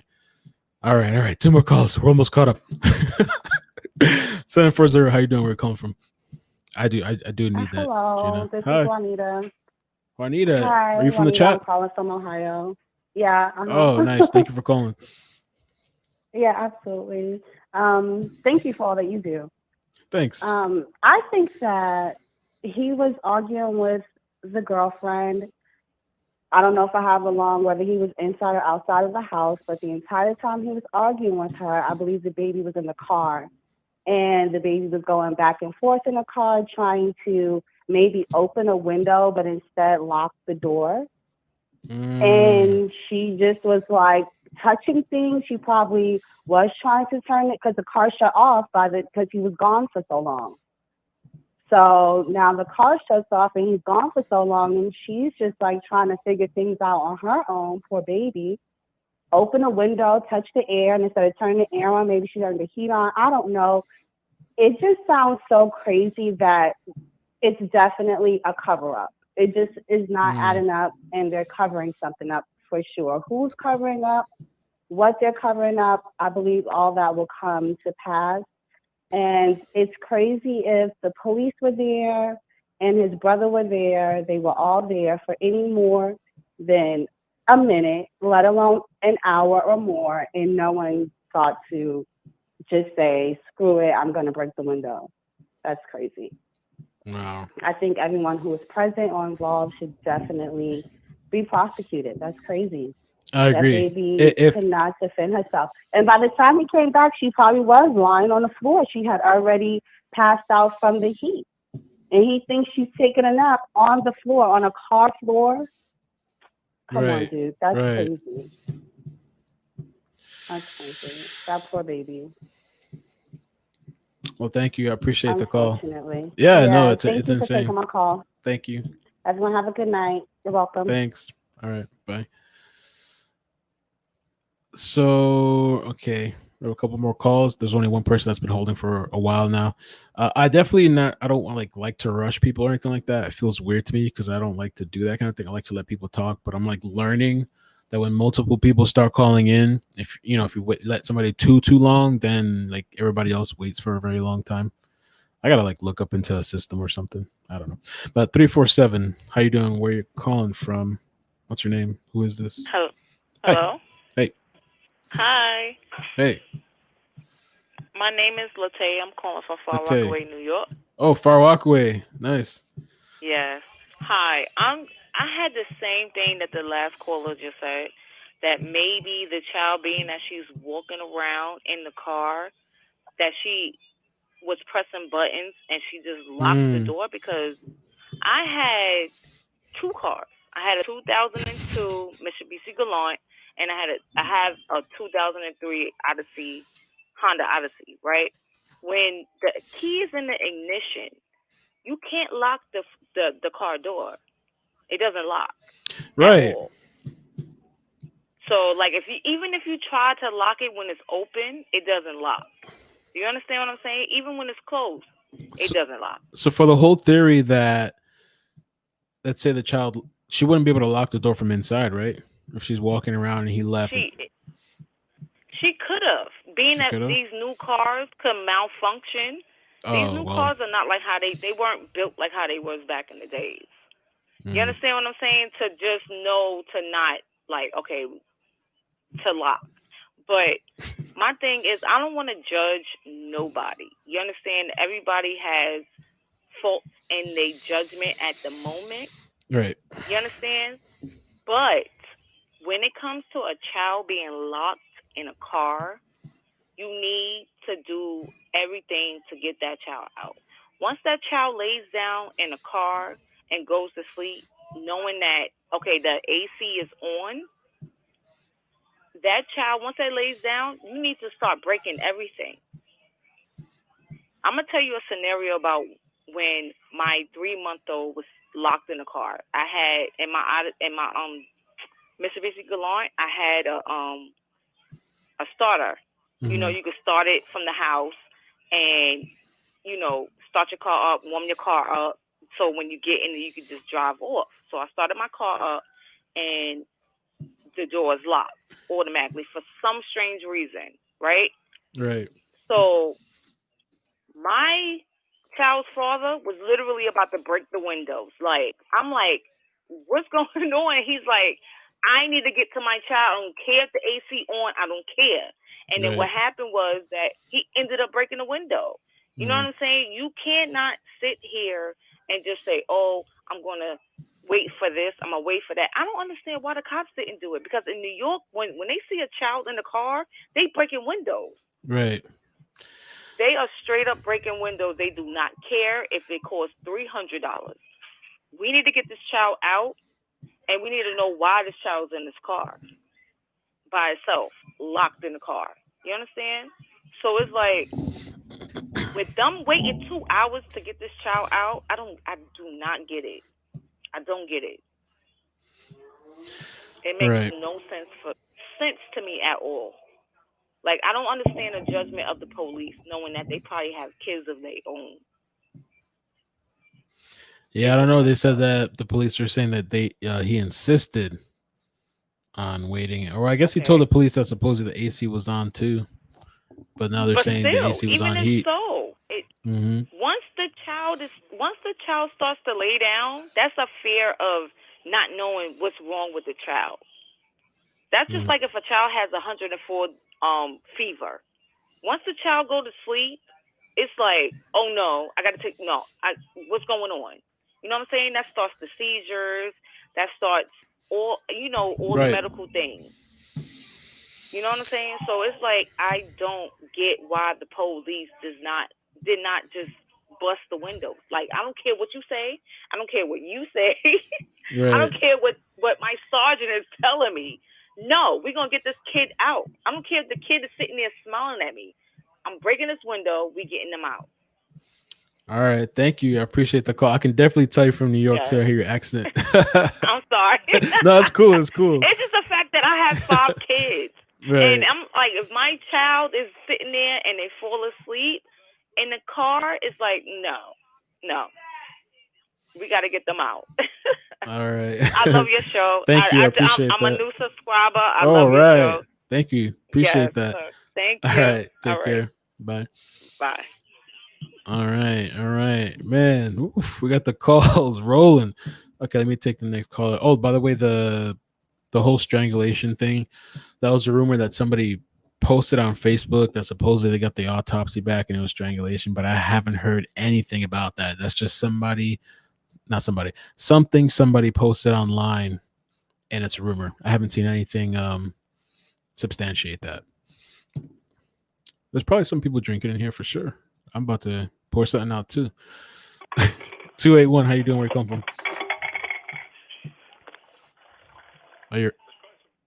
Hello. I was gonna stay quiet for a second so we could hear what's going on in the background. But how you doing? Where you calling from? Oh, Houston, Texas. To Houston, Texas. Hey, and who is this? Hi. Hey.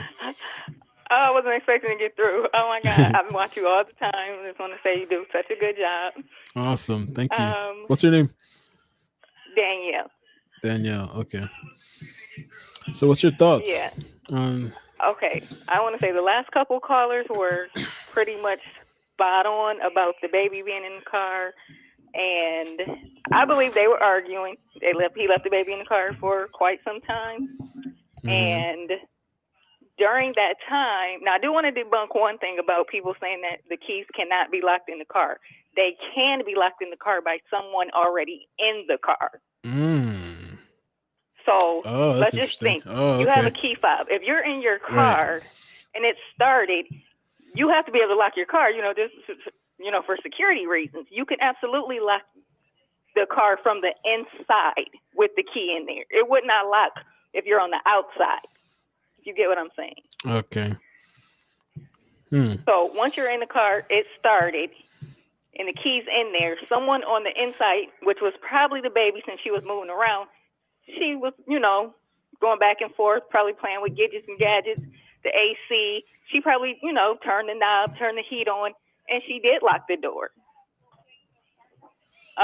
Maybe, Right. So I just think that that's what happened, unfortunately. However, if a kid is locked in the car, all bets are off. I don't care if the AC was on, if it had a built-in central air unit in the car. The windows, It's not all worth windows, it. Yeah, it's just not worth all it. bets are off. Hopefully this will be some sort of warning for anybody in the future. That gets into this kind of situation. It doesn't make sense. And for the girlfriend, for them to be arguing about a stupid cell phone or whatever it was, and for her not to offer any help, does sound a little suspicious. Right. And being that baby was, came into the world obviously after she was already in a relationship with him. Okay. Not saying but it just doesn't make sense. It's just selfish on all accounts, all adults, period. Thank you. I appreciate the call. Thanks for your insight. All right, take care. Bye-bye. Bye. Damn, I'm gonna have to be like, all right, these 3 more. I think after this we're closing the calls. 3 more calls. I'm not gonna post a number now. 757. How you doing? Where are you calling from? And who is this? What's your name? What's up, man? Hey, where you calling from? How you doing? Good. I'm in Virginia, but I'm originally from the ATLs. Oh, okay, cool.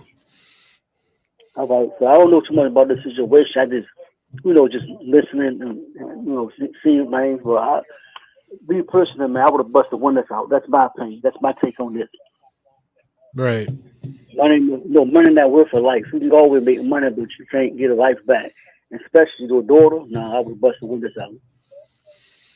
Brand new car, brand new Nissan.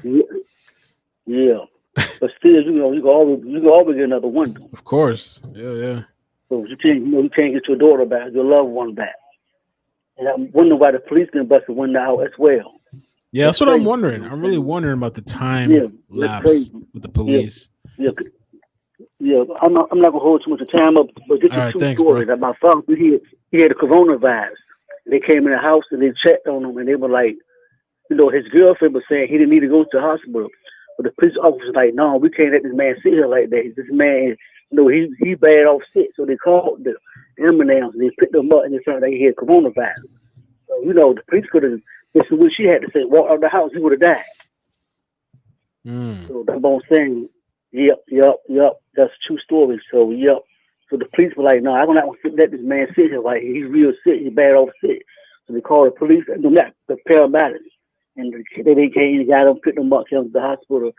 So, so that's saying about the police officer. He should have said, no matter what, the guy was telling him, he should have said, no, man, I'm not going to let this baby sit in his car like this. This baby can die. Bust the window out, got the baby out. She would have been alive today. All right, man. Cool. Thanks, bro. Appreciate that, man. All right, man. Take care. All right, take care. All right. Damn, how are people still calling in? I cut the. Oh wait, did I hang up? I didn't hang up. My bad. How are people still calling in? 321. How you doing? Where you calling from? I might have to make myself a drink in the meantime between this. 321. How you doing? Where you calling from? Who is this? Yo, it's Jason, bro. It's Jason. What's up, man? How you doing? Hey, I'm well, man. I'm gonna make it quick, man. Shout out to the brother from ATL. Listen, bro. Maybe I'm just older from a whole nother generation, but you telling me them folks in the neighborhood, like even if Holmes didn't want to break his window, like maybe I came up in another generation. One of us would have hit Holmes in the head and broke the window and got the little baby out. I mean, you talking about a simple assault and destruction of public property. So we would have got out cheaper than it cost to fix the window.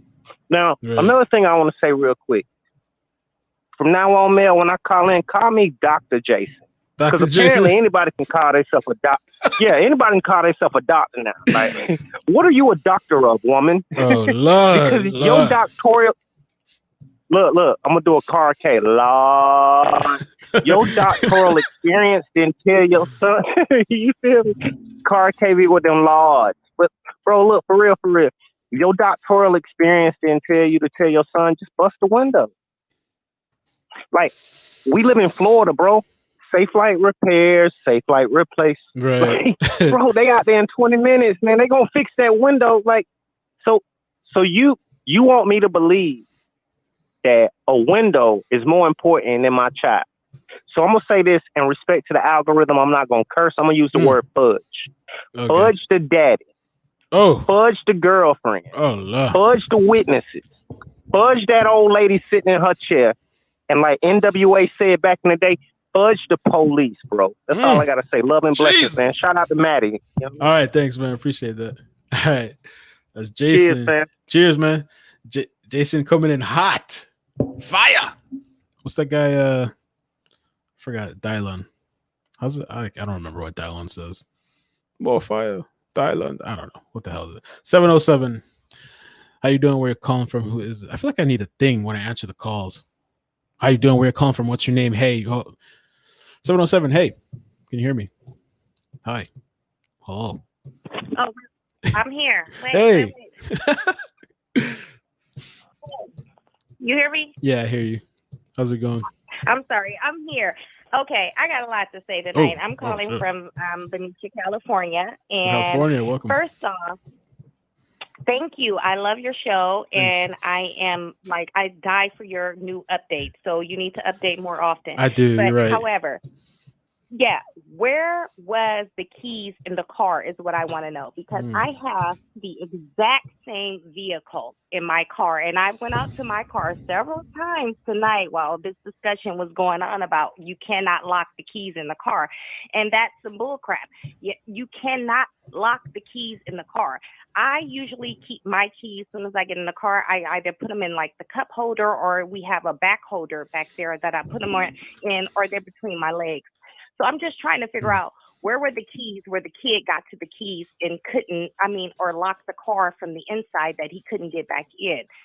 Secondly, if he couldn't get back in the car because the car was locked, again, where was the keys? Because other than that, if they were somewhere like in the cup holder or somewhere that she couldn't get to them, or he didn't see her pick up the keys, then there's no way that she could have locked herself in that car. There's just no way that you can lock. You can Google that. You can call the dealership. Yeah, it was a video somebody There's posted. no way that you can lock those keys on a push start car. You can't do it. The driver's door, all the other doors lock, but the driver door does not lock. I've tried it from experience. Second off, I want to know, my other question is that the girlfriend seemed like she could have been jealous, not just of him having affairs with someone else, but of that baby. So that's why she didn't care about giving him his phone or the baby. She may have felt like, oh, he's lying. He just wants his phone. The baby's not locked in the car. He's full of shit. You know what I'm saying? You know how us women think sometimes. Yeah. Jealousy. Oh, Lord, yes. You know what I'm saying? And then I feel like if it was a dog stuck in that car, the police would have knocked that window out as soon as they got there. So it's just a lot of questions. It's just with everything that's going on right now with the Breland Noble and the Malia base thing going on and just all the other cases with the children, it's just suspicious right now that that incident would happen the way that it happened. And then for those witnesses, because me as a witness, it's no way. And I will speak from experience. My daughter was like maybe 6 months old. My dad accidentally locked her in my car. My immediate instinct was to break the window. That's what I thought. I told my dad, let's break the window.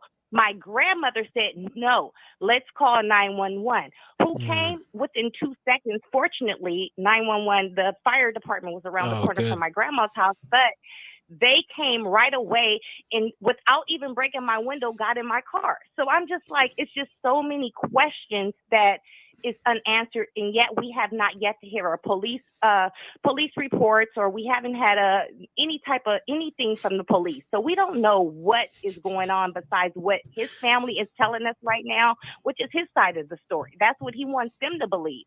But there could have been some malice done to this child prior to her getting put in this car. We don't know that. Right. People are sick nowadays, but you keep Well up said. the good work. That's Thank all you. I have to say. Thank you for the call. Appreciate it. Yeah. I look forward to more videos from you. Thank you. All right. Take care. You're welcome. Bye-bye. I don't know how people are still calling in. Somebody's leaking the number. Got a hairball. 769. Keep it rolling.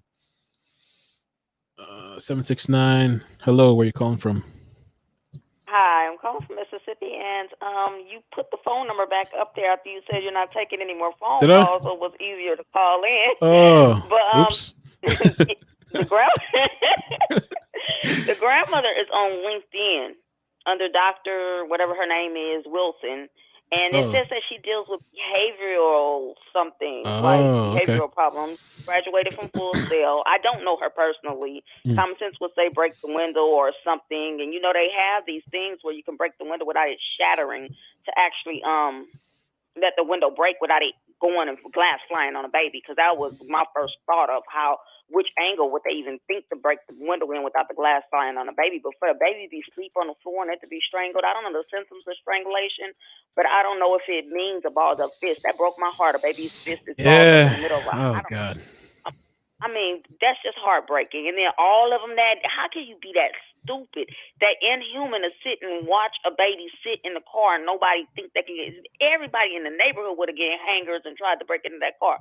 I mean, I grew up, I guess, from the neighborhood in the era of that last caller, because I mean, somebody would have tried to fight that man, just break the window and take the charge if they had to. Oh, Lord. But yeah, I can't wait till the autopsy comes out. Yeah. And I hope that everything comes out with the truth. Like, what time did he call his mother? You know what I mean? Right. What time was the baby in the car, and what time did he call his mother? Right. But all right, that's all I had to say. Thank you. Appreciate that. Thank you for the call. Oh man. All right. Let's see. Jason, thank you for the super chat. Brah. Appreciate that. Bro, my bad. I'm Southern. We ramble. You're actually really quick. It's cool, man. And then people love when you call in. People start asking for you. 415. How you doing? Where you calling from? Hey, is that me? Who's this? 4 and 5. Oh shit. Oh yeah. It's you. You here? Sorry. First of all, iCkEdMeL, I love you. I just found you. Thank you. But love you too. This is some straight bullshit. Oh. I don't give a goddamn. What? No, go ahead. I'm just egging. I'm just doing the ad-libbing. Go ahead. Okay. I don't give a goddamn fuck. Listen, I'm a mom, and listen, I don't even like kids. And I've told people from, when I was 12, I don't fucking like kids. Now I have a kid, so it's a little different. I like my kid. I don't like yours, usually. Right. But what the fuck? I don't give a goddamn fuck. If anything, you have a kid who is maybe in distress, maybe not, maybe the air is on. I don't don't care. I don't fucking know. Right. I don't have to goddamn know. Break the shit. And if I had been somebody, listen, I'm just nosy and I'm just ridiculous also, but like if it had been me, I would have broke that shit in 2 seconds. And this wouldn't even be a story. It would be a story about me getting arrested because I broke this shit. Right. I don't understand this. I don't understand this. Or how, and listen, I have experienced a tragedy in 2016, and my family was all over the media, so I get it, and I know how they get it wrong, and I know how they just want to be first, all of that. At the same time, that mom has it just fucking wrong. She just has it goddamn wrong. And okay, I guess my only thing is I don't even. I'm drunk, bitch.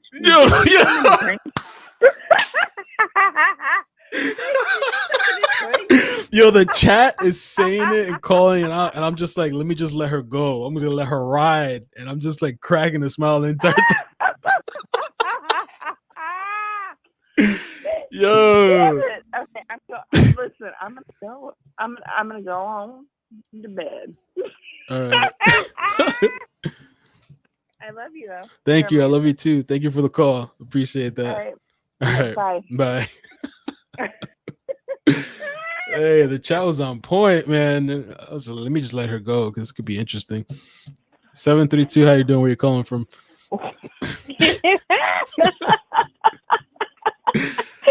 Oh I my know. God. This case solo. This case solo. Ooh, it was damn, she done made me forget Oh my God. Oh my God, she done made me forget what I was about to say. But one of the things was Wait, who is this? Who's calling? As far as that K Solo. Oh, okay, Solo. What's up? How you doing?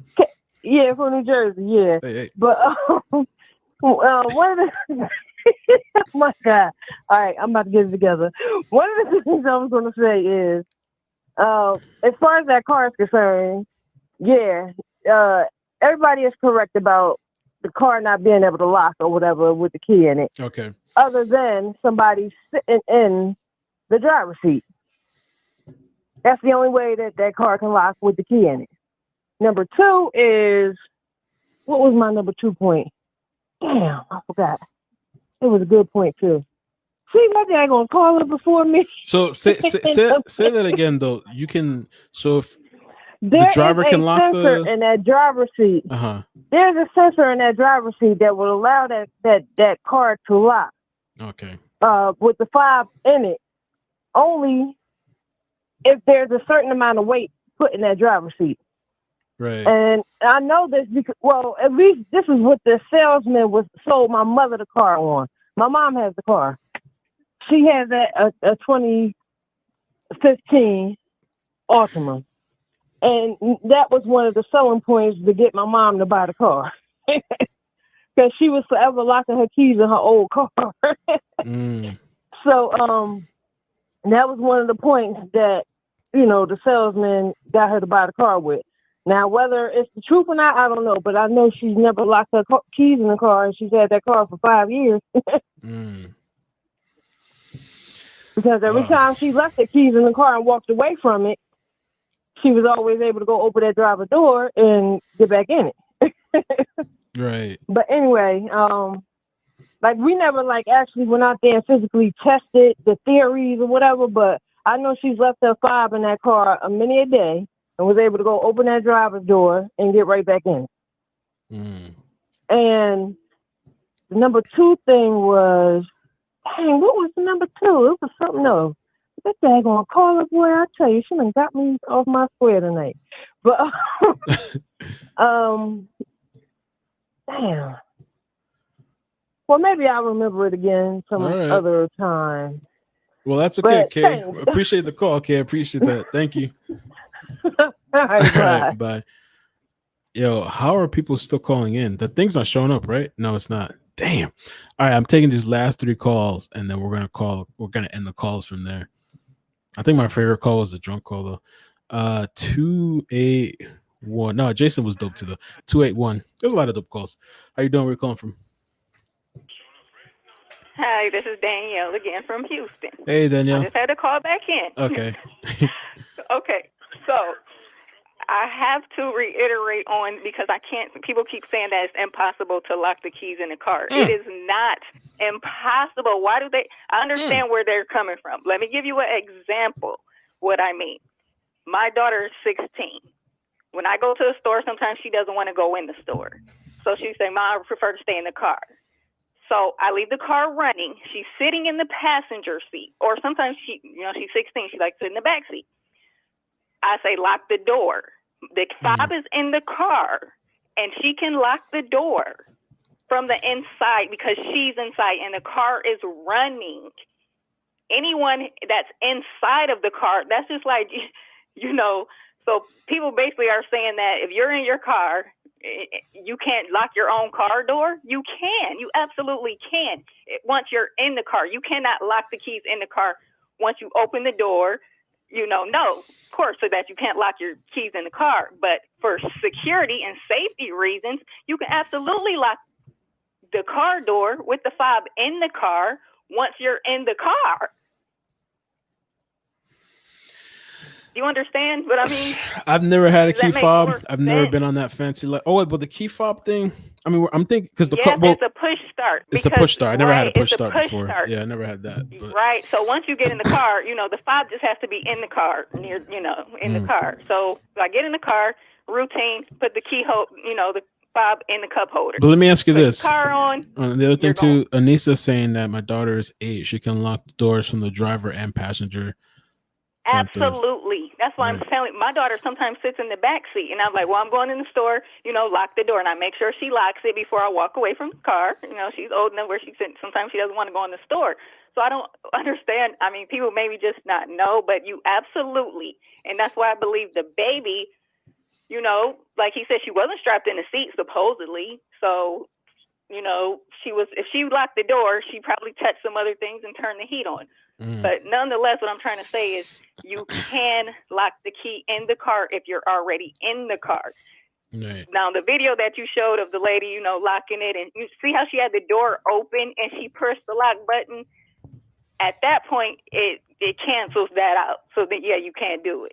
Okay. But if someone's already sitting in the car, that's just so that, no one can come in, and carjack you or whatever. You know what I'm saying? So you can absolutely lock a car door when you're in the car.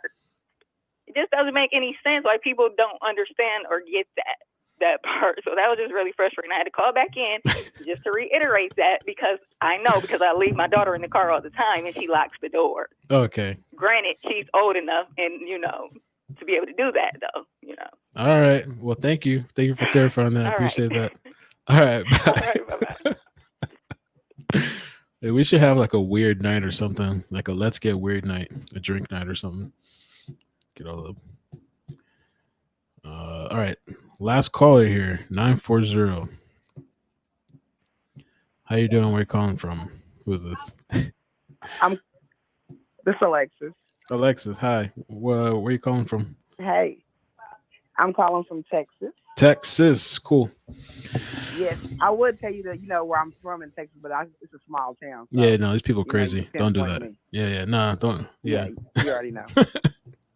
Anyways, what I'm saying is there's no excuse there's no excuses for none of this stuff to be even happening to kids or none of that. I was raised, you got to protect the babies and your elders off the rip.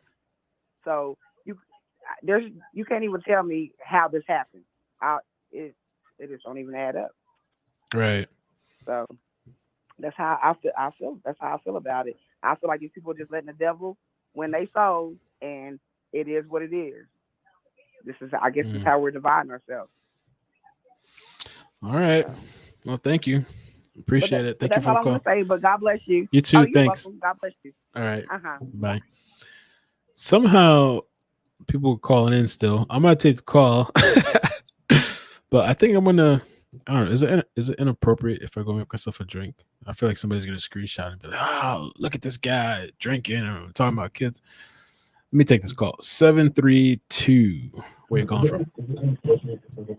This is K Solo again. I just remember what I wanted to say. Oh, welcome back. Don't most police departments carry those things where you got the airbag, the open the door a little bit, and then you got the stick to reach in and unlock doors? You talking? I'm echoing. I think you're playing me in the background or something. Yeah. Oh, my bad. Look at these people drink, Mel. Like I'm not drunk or none of that. I can't drink right now. Okay. Something going on. But anyway, yeah, don't most police departments carry the thing? It's like an airbag that they're sticking the door inflated to make the door come ajar a little bit, and then they got sticks to stick down in there to like press the unlock button on cars for situations like that. Jimmy? Yeah, I don't know. I think so. Adeline said Jimmy, like a Jimmy or something. Tubia said no, police do not carry Slim Jims anymore. Oh, they don't carry them anymore? I guess not. Was watching Live Rescue last night, and the police department used that to get a kid out the car. Really? Yeah, I don't know what these people are doing now with that stuff. Slim Jim. I was just watching Live Rescue last night, and the police department used that to get a kid out of a car. Oh. Was it police though, or was it the fire department though? Because I think the fire. It was the police department because the police guy went to the trunk of his car and went and got the big long bag with it was a whole bunch of sticks and two different sizes of those inflators that they use to make the door come ajar. Oh, okay. Yeah, I don't know, man. I hope that they release the body cam for this situation. I think that'll maybe clear some things up. Time frame. But even if the police don't, even if the fire department does have it and the police don't have it, why didn't they call the fire department for them to come do that? If this guy was so worried about breaking a window, right. That's Arizona. They know a lot of people, it's hot out there and they know a lot of people. This ain't the first story out of Arizona where people don't lock their kids in the car. They know a lot of people do that. They should have that in their arsenal of weapons that they have. Right.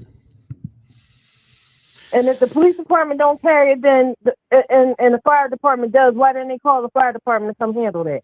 That's just crazy. It's just crazy on all levels. But in any event, if that was my child, my nieces, my goddaughter, anybody, screw a window, that window would have been gone.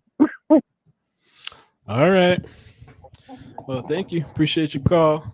All right, yeah, I just had to try to sneak this call back in before you really close down the line because I just remembered. All right, bye. All right, thank you. Bye. All right. Oh, wait, I got to hang up. Okay. I think that's it. I wasn't expecting to be here. I honestly thought we were going to shut this down like after 30 minutes. Like 30 minutes into this live stream, like I was already like, okay, like I almost don't have anything else left. So I guess we're done. And then the calls blew up.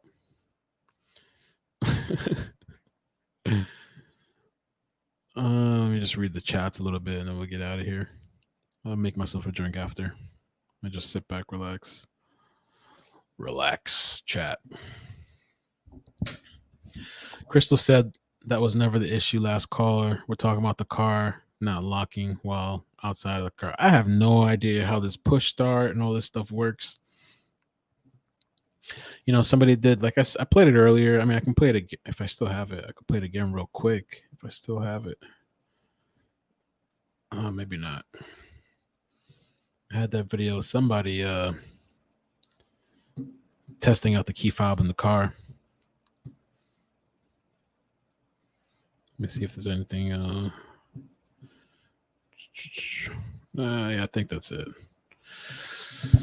I think we'll have to wait for some updates on the story and the autopsy, really. 30 minutes more? No, I'm tired, man. You grow and take a drink. I remember one time I was drinking a glass of wine on here and somebody messaged me after. Somebody I really never talked to. I don't even know this person. They're like, are you depressed? I'm like, why? Oh, somebody called in.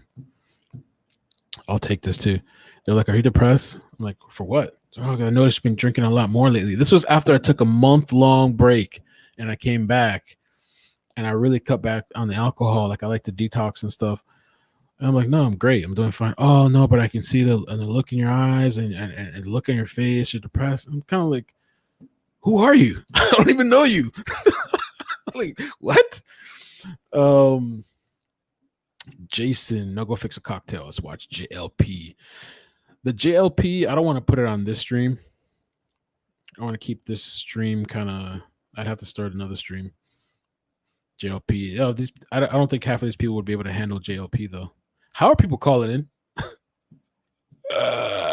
Okay. Let me do something. I'm gonna fix myself a little something.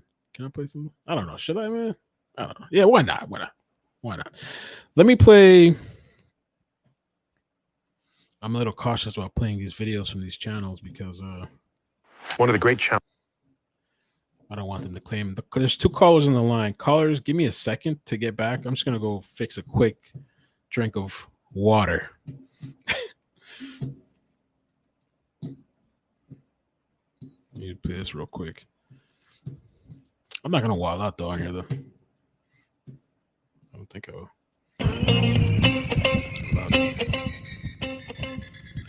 All right, let's do this real quick. Hopefully they don't claim this video. Hi, everyone, no more Dr. Mike calls. here. I want to talk about something called rigor mortis. Now, this is a Latin term. Right, rigor means stiff, mortis means death. So this is the stiffening that happens after somebody passes away, usually between 3 to 12 hours after death. Now, in order to understand why somebody gets very stiff with their muscles post-death, we need to have a look at how muscles contract. All right, so what I've drawn up here is an arm with a bicep, and we're zooming in on that skeletal muscle of the bicep. And what you can see is there's a couple of strange looking structures. They're all called filaments. Now you can see there's 2 major types of filaments. You've got the squiggly filament here, which we call actin, and we've got the red filament here, which we call myosin. Now the myosin filament have these little golf club looking things sticking off the ends with these heads to them. And what basically happens is when you want to contract the muscle, the heads of the myosin bind to the actin, and when they bind in, they contract and pull these filaments inwards like that. And that's how the muscle fiber contracts. Now, in order for this contraction, called the sliding filament theory, to occur, we need 2 very important things. That is calcium and ATP. Now, what I've done is I've zoomed in on these 2 filaments right here. So we've got the actin filament here and the myosin filament here with all the myosin heads. Okay, next thing is you can see I've drawn this blue line through the actin filament. This blue line acts like a bike chain. It doesn't allow for the myosin heads to bind to the actin. It's locked it into place. So what we need to do is we need a key that unlocks this chain, and the key is calcium. Now, calcium is stored within the muscle cells, and when it's time for muscular contraction, calcium is released, and calcium is the key that unlocks this chain. So once calcium is available, this chain falls away. And now what you can see is that there are binding pockets within this actin filament that these myosin heads can bind to. But in order for the myosin heads to bind to these pockets, we need ATP. Oh, ATP is produced when we use glucose, sugar. Was this anything useful? By the way, somebody hung up. Good. My daughter's kind of waking up. She's like rolling in and out of sleep. So take the call, hang out for a couple of minutes, and then I'll probably call it a night or something. I should probably fall back asleep, but 786. Who is this? Was there anything useful? Did I miss anything? 2 minutes? Was there anything good? 786. Hello. How you doing? Yes. Hi. It's Amy from Hollywood, Florida. Hey, Amy. Hey, how are you? Good. We're close to each other. I can tell you. You're hilarious, I have to say. Am I? Thank you. You are so funny. I love listening to you. Listen, after listening to what everybody's talking about with the car and everything, who was I wonder who the last person was that even saw her alive. So, I mean, go ahead. Maybe she was dead already in the car, and that's why he didn't want anybody to open the doors or open the car. Well, here's the thing, too. Ray Latina, by the way, thank you so much for the super chat. Welcome. They're saying that supposedly, according to this message that the sister posted on Instagram, okay, the sister said, because he was telling people that the AC's on, supposedly that's why police officers weren't rushing or whatever. And on this Instagram post, it says that the heat was actually on in the car. So the child's locked in the car, the heater's on, and the child dies in there. I mean, nobody noticed. Nobody's looking at this child. Like, no signs of distress, no sweating profusely or anything. I mean, it's kind of wild. I'm thinking maybe she was already dead. And that's why he had an excuse for everybody for not opening, busting the window open, or when they offered. Let me tell you, if I was there and somebody called for a locksmith and the guy says, "Oh no, I can't afford it," I would have been the first one to say, "Hey, I'll pay for it." Right. I mean, how ridiculous. And then see him sweat. Well, a little bit. The wild thing to me too, a little bit about this, is that it's almost like he was shopping around for like the best price. Like, he went from supposedly like the girlfriend calling.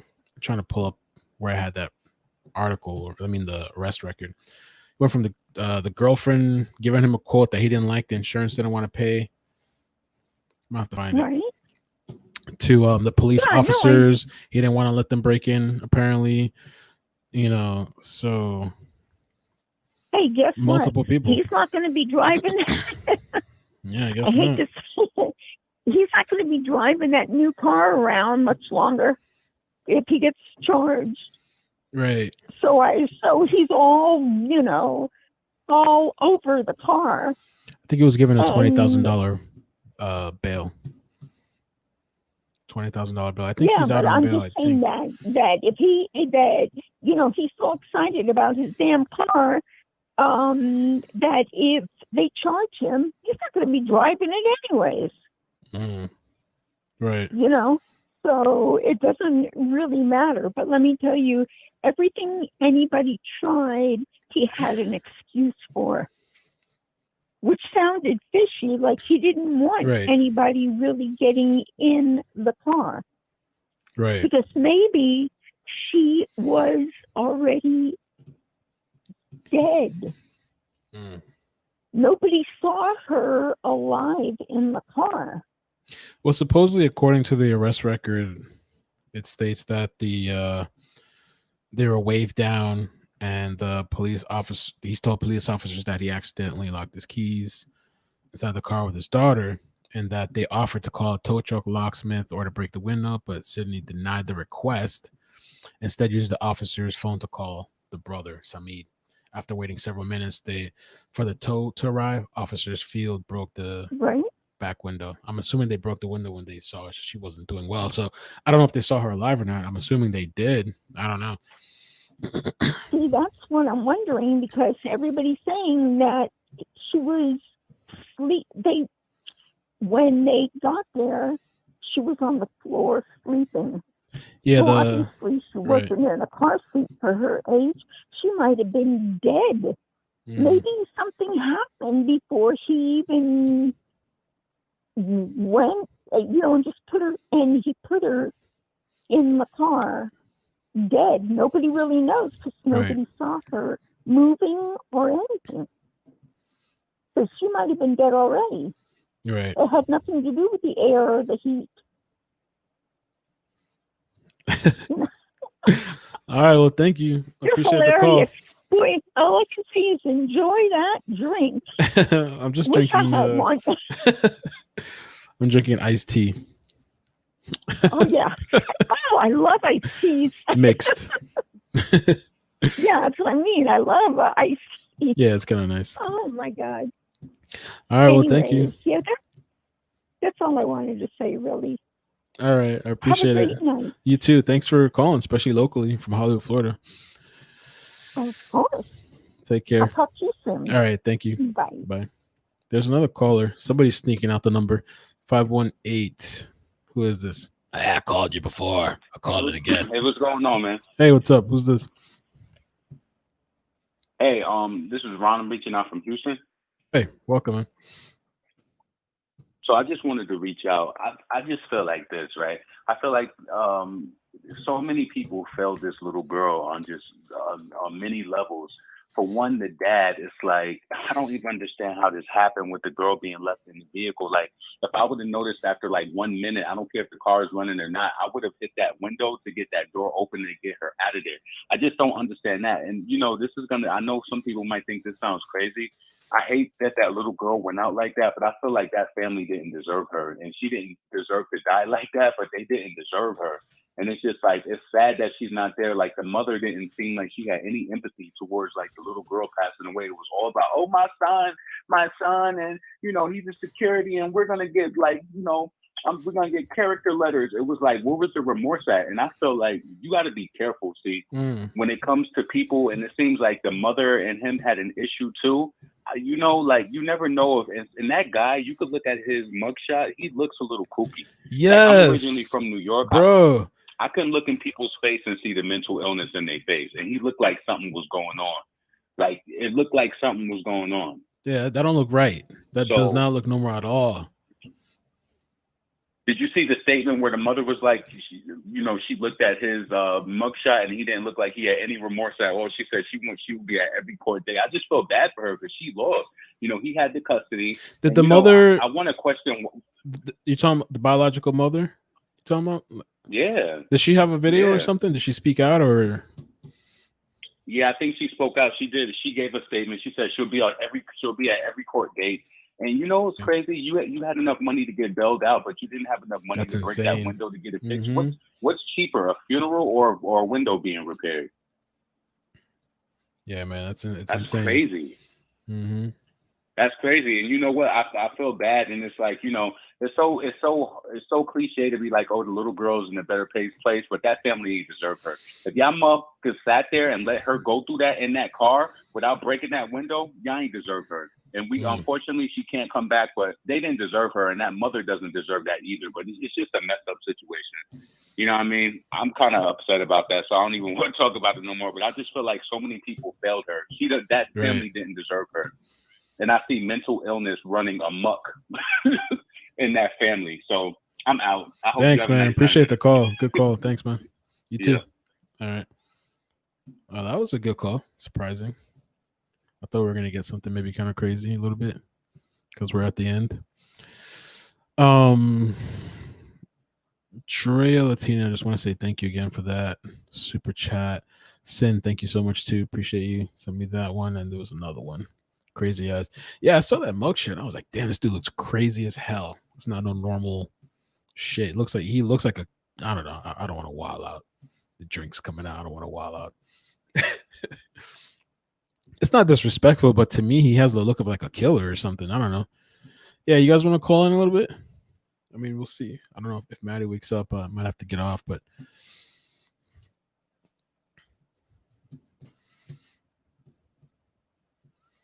if you guys want to call in, maybe 2-3 more callers because we're already at the 2-hour mark.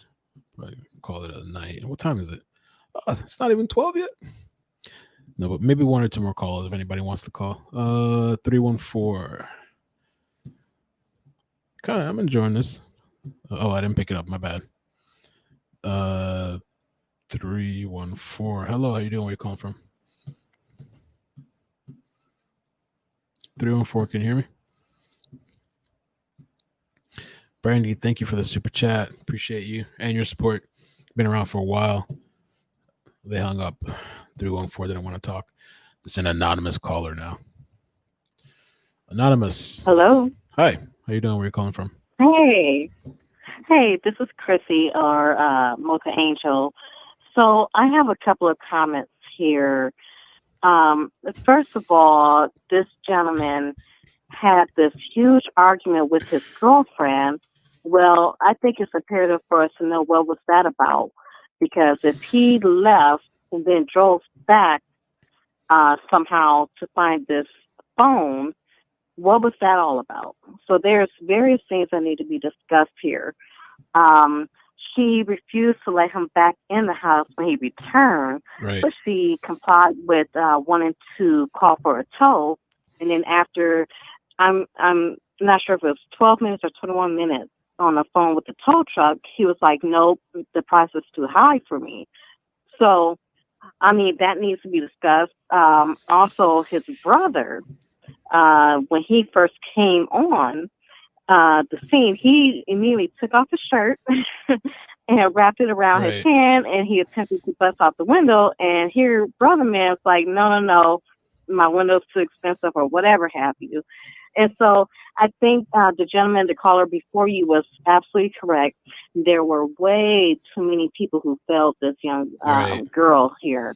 And so I don't know. I think we have to dig into the girlfriend too, just to see what was that argument about, and if he could have done something while leaving to the infant child, if he like hurt her in the process or whatever have you. Right. Yeah, they didn't get into the specifics of the fight or the argument, but yeah, they did have an argument, supposedly a verbal argument, and he asked both of them to leave, Sidney and Sayah, and so he left. But then a few minutes later, I guess they said he returned back to the front door knocking because he realized, I guess, his keys was locked inside, and she didn't want to let him in, so she talks to him through a window, and she calls for a tow truck, or let's see, she calls. Let me see what she called. She had called his insurance at 15:06. After being on the phone for 23 minutes, Portia stated the company informed them that Sidney did not have roadside assistance. Oh, so he didn't have that on his insurance plan or whatever. But could send a locksmith, but they would have to charge him. So he didn't want to pay for that either. He turned it down. You know? And I read somewhere too something about a ring. Where did I see that at? There was something, they got into a fight, and he wanted his phone back, but she wanted the ring back. Let's see if I can find that. Oh, wow. Okay. Oh, yeah, see, that's new to me. Yeah, Sidney stated he argued with Portia for approximately 15 minutes until he agreed to give her a ring in exchange for his phone. When he went to the vehicle, he realized the car was locked. So this whole time when they're arguing, the child's in the car by herself too. That must be some normal stuff for them, you know? Right, exactly. So what I'm trying to, connect the dots here is, while he was driving, did he not have the AC on then? And then when he got out the car, he was like, okay, let me turn it on for her. Or, that doesn't make sense for me, seeing how in Las Vegas it was like 90, I don't know if it was 96 degrees or something like that. But it was, considerably hot. So, I don't, this doesn't make any sense. Another thing, I'm a people watcher, and I was watching his brother while they were at the courthouse. Was the brother on TV or something? He was sitting down behind the mom, the supposed doctor, and I Googled her, but whatever, So his brother is sitting down at the courthouse while the mom and the sisters talking, and he's just like, man, this is some BS. I can tell on his, his facial expression. He's like, whatever, Yep. So take a look at that if you have time. Okay. All right. Well, thank you. I appreciate the call. Yeah. Absolutely. All right. All right. Bye, Take guys. care. Bye.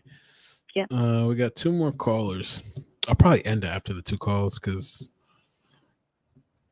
every caller skips the fact that the kid should never be left alone. That's true. I mean, there's a 2nd-degree murder at the least. Yeah.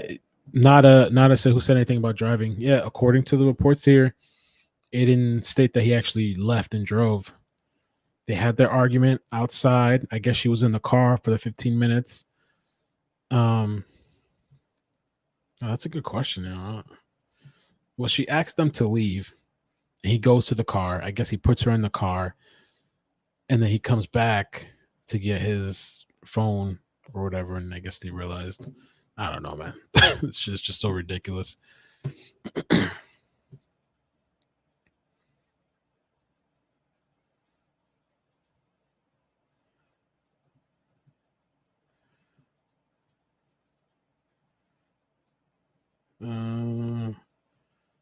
Right.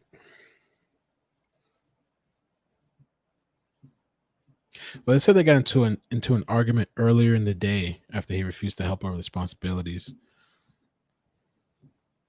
Portia stated Sidney exited the home and closed the door behind him. She witnessed him enter his vehicle, and she went upstairs to continue her morning task. After a few minutes, then he came back to the front door, knocked numerous times. She didn't want to let him in. And yeah, I mean, we've repeated it so many times. I don't want to go through the whole thing again. 318. How you doing? Where you calling from? Hey, Mel. This is Creole from Louisiana. Creole, hey, welcome. Hey. Okay, so because I have a few push start cars myself. Like, down south we gotta have different cars all the time or whatever. So so there's two different things, okay? So you can set your car, you can program it to when you stop, like park, you put your car in park, your doors will lock. When you get out, close your doors will lock. When you push to start, when you're in the car, it'll lock. If you leave your fob in the car, step out the car. Depending on what model, my Nissans have never locked when I got out with my fob in. My Cadillacs have. Really? But no big deal. You call OnStar, they'll unlock it for you. Okay. Now, Nissans, usually if you have a push start, you'll get like this free subscription on your phone where you can start your car from your phone, unstart it. But if he didn't have his phone, he probably still couldn't do that. But he could have called Nissan and said, hey, my car is locked up. Can you unlock it for me? A lot of things he could have done.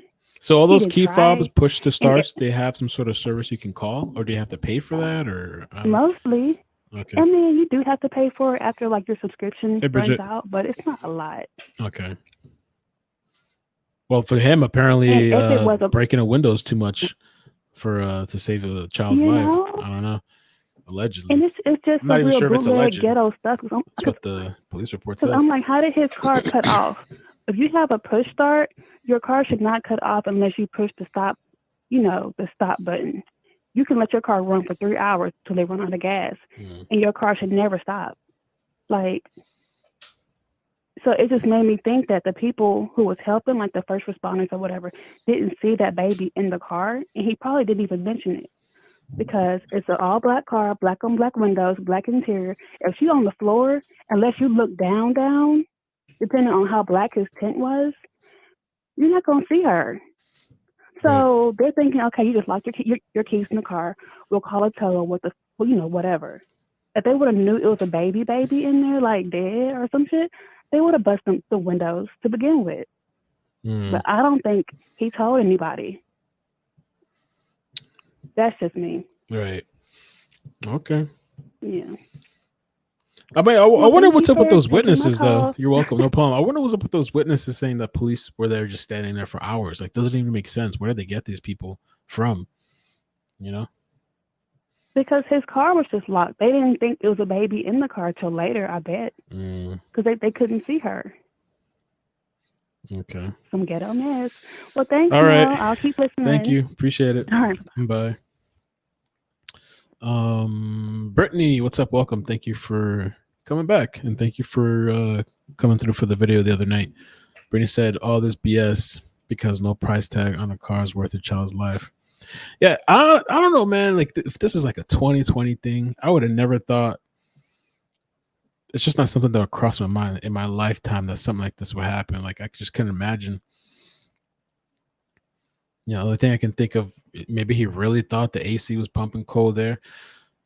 But according to the sister from the Instagram post, it was pumping hot air. I just can't. There was somebody else's post I wanted to. Oh, Jason. My daughter, he said, I knew you would laugh. My daughter painted my nails yesterday. Imagine me flirting. My daughter wanted her toenails painted. Her mother called me the other day telling me she wanted to paint her toenails. I was like, oh man. Kids grow fast, man. They pick up on everything fast. 601, sorry. I had you on hold for a while. Yo, who's the drunk caller from before? Can we get the drunk caller to call back?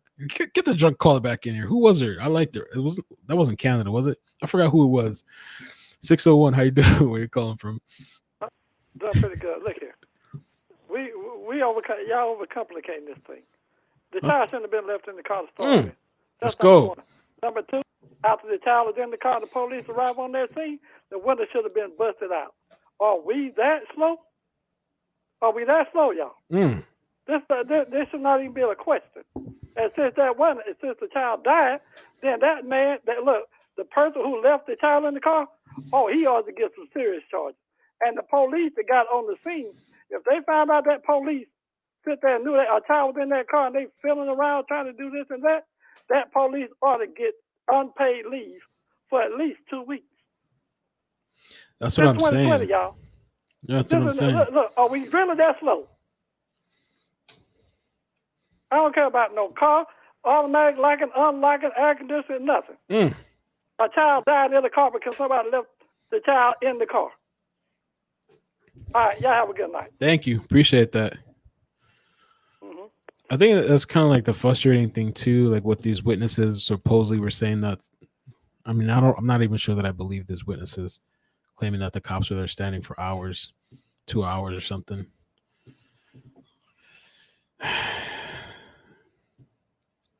Anybody else want to call? I'm feeling like F it. I feel like, this topic is just so, I don't know, man. I think we've like covered every aspect of it, so it's a horrible thing. It's late night, so now we're just kind of kicking back a little bit and I don't know, man.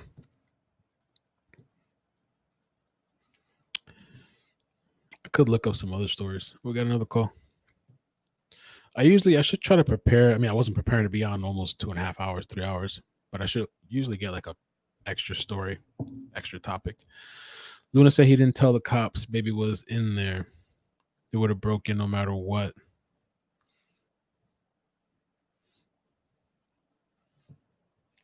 Hey, Mom Furbies. Thank you for the super chat. Appreciate that. Appreciate your support. Mom Furby says, hello, iCkEdMeL. How are you? I've been able to catch your lives here lately.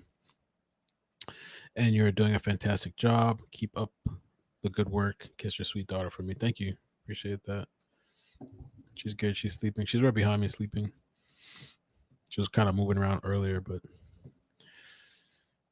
it's a little challenging kind of balancing the YouTube stuff and trying to figure out when I can do videos and stream. 949.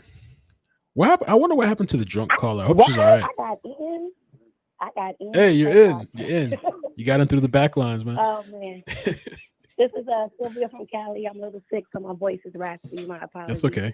Hey, welcome. But I'm so tired of people calling about these stupid locks. The car can lock, okay? I have Ultima. I got out my car, it locked on me, but that's besides the point. But you had a push start. I'm infuriated. Yeah, I had to push start. Okay. But I'm infuriated that his mother didn't have enough guts to get on television and hold her son accountable for what he did.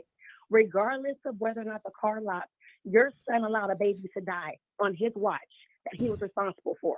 And you couldn't even pull it together to say, my grandbaby is dead because my son made a dumb decision. I'm so tired of people not holding others accountable for their actions. Regardless, he needed to be under the jail.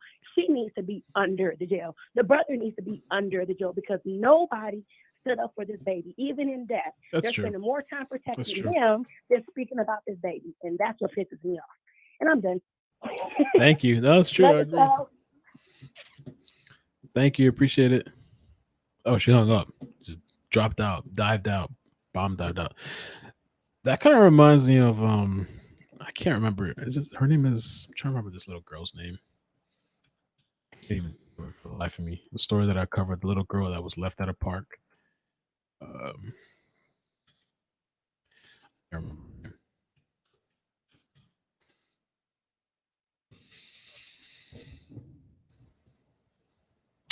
It's a Spanish girl. Can't remember her name, but people got upset with me because people calling in. People got upset with me because when I mentioned, because I have the number up. Why is that up? Okay.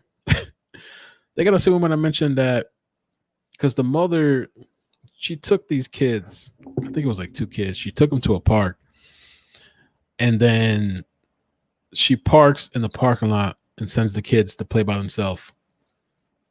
Dulce, right? Dulce. It just clicked now. Dulce Alvarez. Is that her name? Dulce Maria Alves. Dulce Maria Alves. I remember somebody reached out to me to cover that story. I'm going to take the calls in 1 second. And I was like, all right, I'll cover the story. And sometimes people reach out to me, and when I cover a story, I start to find out more details.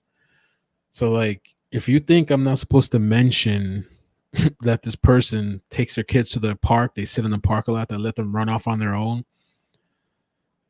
and you're scratching lottery tickets in the car.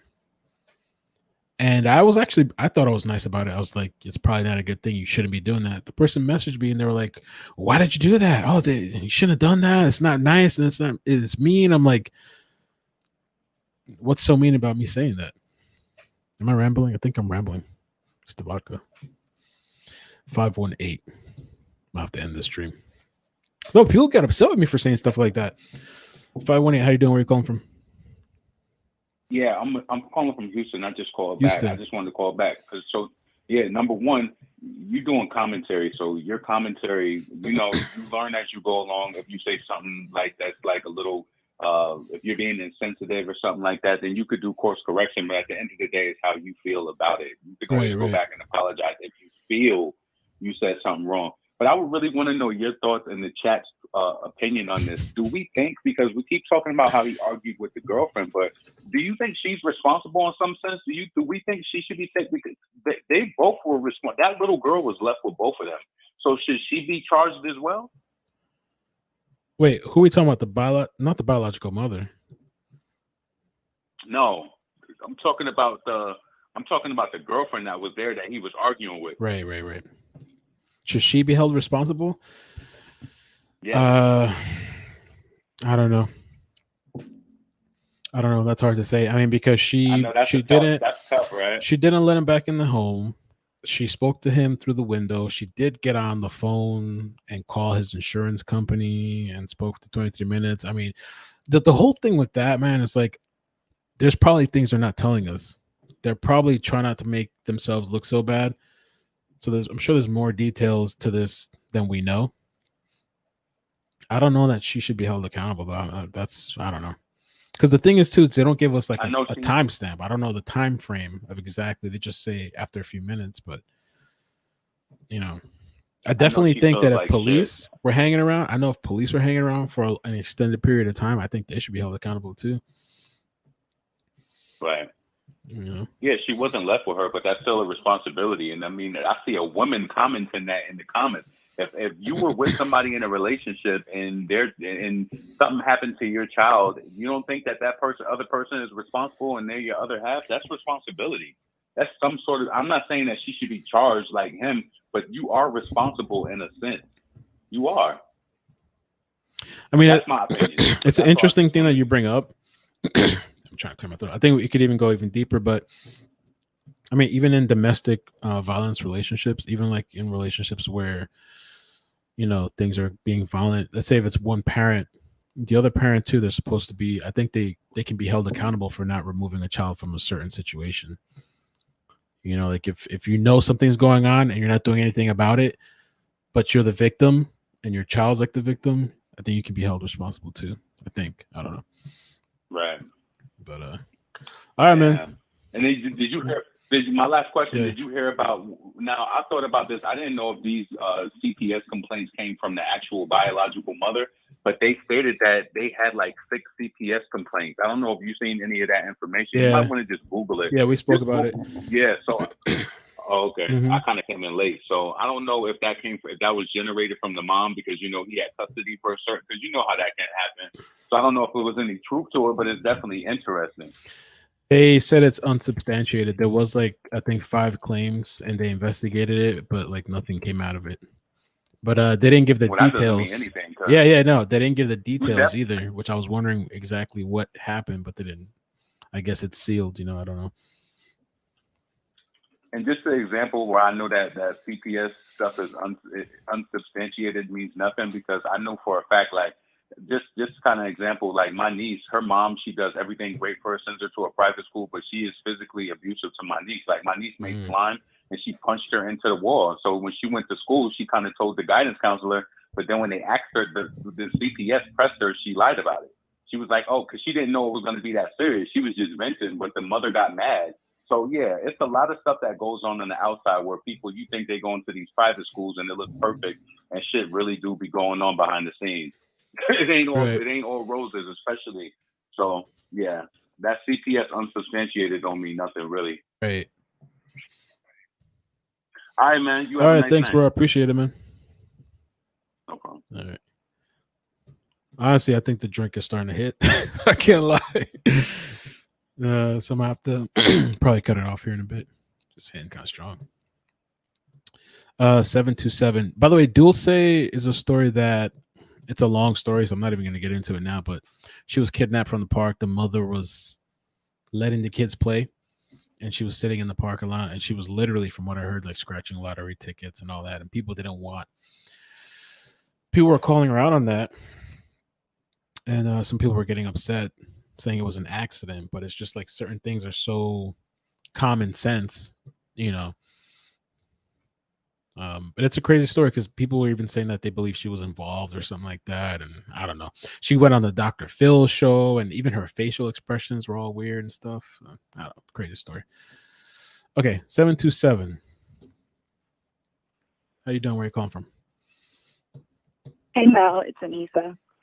Hey, how you doing? Is this the first time you called? To talk to each other. This is the first time you call? Yeah, awesome. Thank you for calling. No problem. So I wanted to call in because, in a chat, you really can't write what you want. Right. And I think everyone is kind of, emotional about this case, obviously. So everyone's kind of jumping on each other. And obviously, there's a lot of people in the chat too. But I just want to make it clear, because a lot of people were asking questions on what I was saying in the chat earlier. So period, point blank, the dad is wrong. He was neglectful. On a human level, on a moral level, on a, generic perspective of life level, you don't leave your kid 24 months in a car alone. Okay. You don't do it. Right. Right. Now, the other side of it is, I'm sure he was 10, 15 feet from the door. He was arguing. He wasn't in the right state of mind. He was going through it with her. He was trying to get the phone to get the hell out of there. I'm just giving him a human level benefit of the doubt of, let's say, scenario, because none of us are perfect. Nobody's a fucking saint. Sorry to curse on the chat. Right. So let's give him that part, right? So let's give the two options. Option one, complete accident, right? Let's say none of this was meant to happen. It was just in the, the moment it happened. Now, on my end, what I was saying in the chat was, the law, okay? So our emotions mean nothing Right. to That's a true. prosecutor, That's and true. it means not a fuck thing to a defense attorney, especially a defense attorney, okay? So the law, okay, if there's nothing in that autopsy, and next week that autopsy comes in, and they say Sidney's daughter comes back from heat stroke exhaustion or, dehydration, heat stroke exhaustion, whatever it comes back as, if he was telling the truth and that baby was alive and she died from heat stroke, they will have a hard time trying to convict a father with full custody and obviously 5 different events, probably with the birth mother, maybe drugs, something, because he had custody of her, obviously. He obviously has a huge support system from what we could see on the news. You know what I mean? So all I was trying to say was, we're jumping to conclusions right now before we're getting all the details. So, you know, at the end of the day, like I said, on a human level, he's completely neglectful, and he does deserve to be charged for neglect. Right. Because yes, it was a mistake. Yes, he made a mistake. He was arguing. He was not in his right set of mind. You still have to pay for your mistakes, you know, period. So I'm not saying he doesn't need that neglect charge. Now, do I believe that, let's say this was an accident, right? Now think about it. Let's say that's your brother, your cousin. He's going through this, and on top of the neglect charge, he lost his baby, right?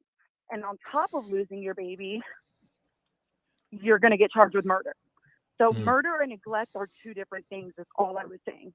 You know what I mean? That's all I was coming from. But as far as the human level, you know, kitchen talk level, yeah, he's dead ass wrong.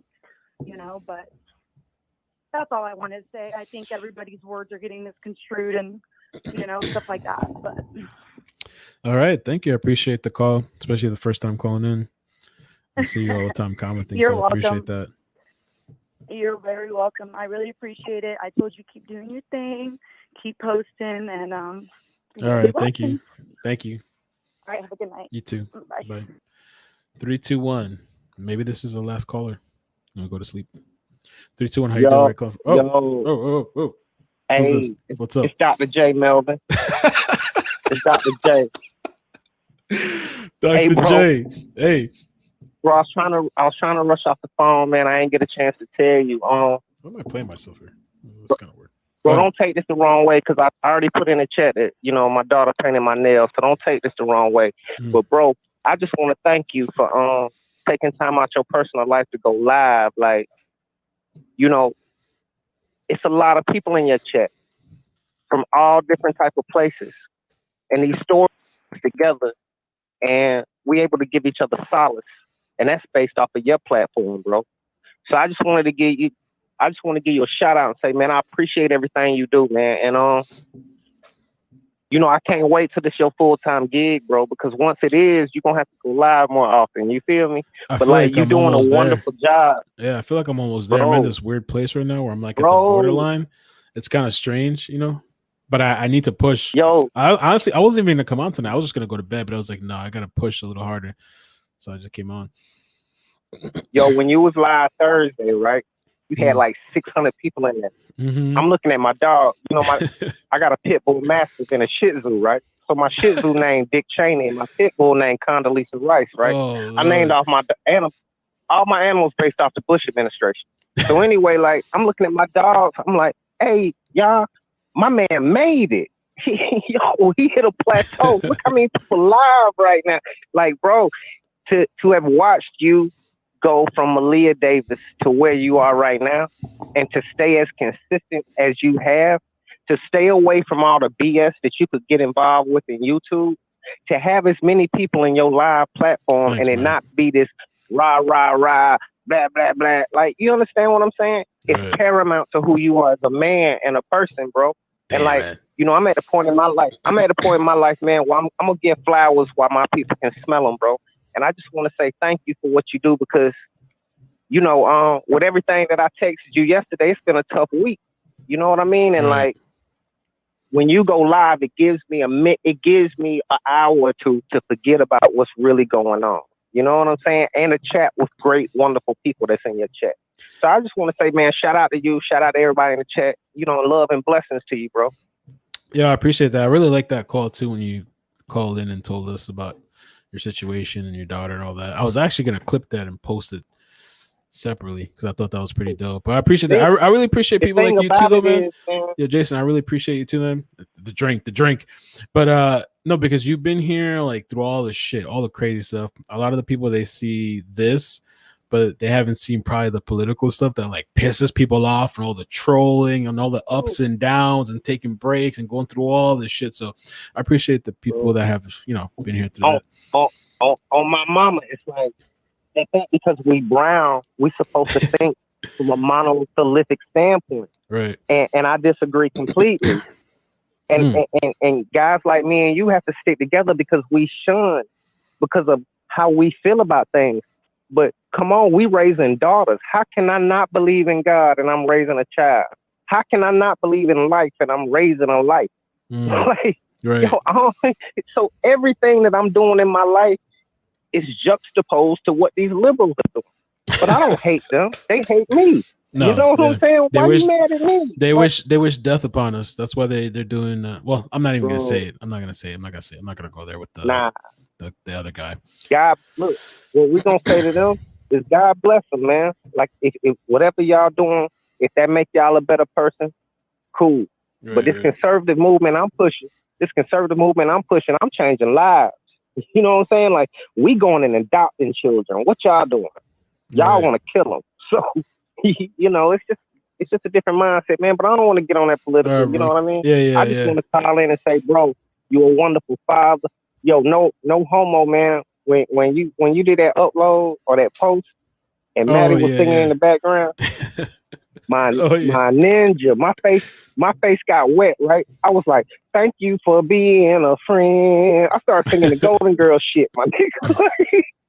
It was so random. Like she just started singing, and it's like I feel sorry for people that can't find joy in something as simple as a baby being a baby. You know, and I guess when the way these stories affect me is how y'all don't let these kids be kids. Like my daughter 18 and she painted my nails, bro. Yeah, come on, bro. They don't even at 18 in Chicago, you 40. These kids don't even know what it's like to go to the beach, to swing, to play, to just dance. Like these kids don't know what it's like to have a father in their life.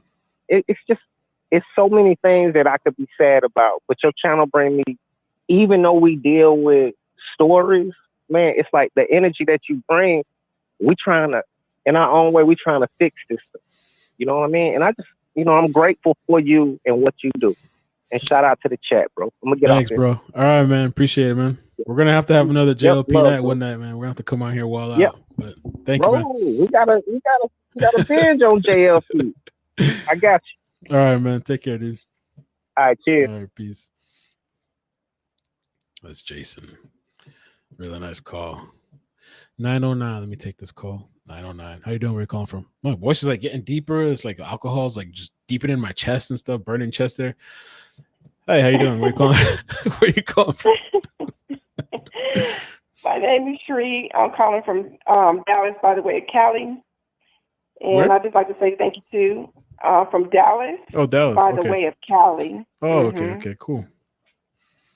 I've been watching you too since Malia Davis. The Malia Davis story. I appreciate everything that you put out there.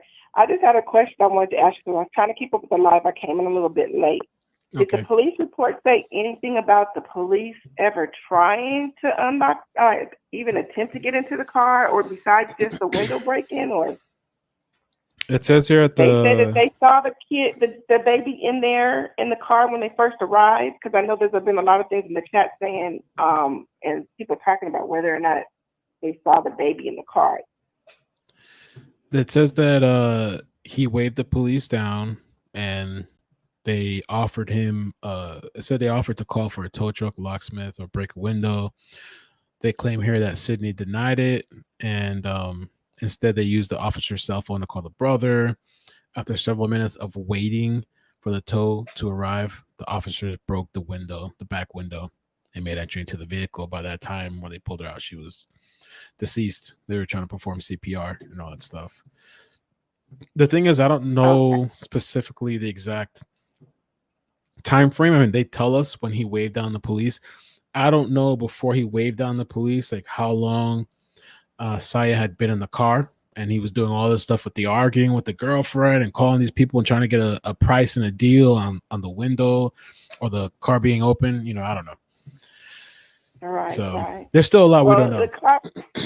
The cops are definitely wrong for not even just trying to, but I believe the cops, because the car owner was saying that he didn't want them to break the windows. That's the reason why the cops were actually trying to get their sergeant approval from their sergeant to go ahead. But in situations like that, they just need to, I hope they learn from this and just go ahead and break it, Right. Save the life. But great job. Thank you. Thank you. I know your drink is kicking in. I'm going to get off I'm about to get off of here too, yo. Honestly, I'm about to get off here. Was I say something crazy? All right. You have a good Thank you. evening. Appreciate that. All right. All right. Bye. Bye-bye. Okay. Yeah, I don't know. I mean, I'm definitely, we'll follow the story. We'll see what happens. I don't know if a body cam will come out, autopsy stuff.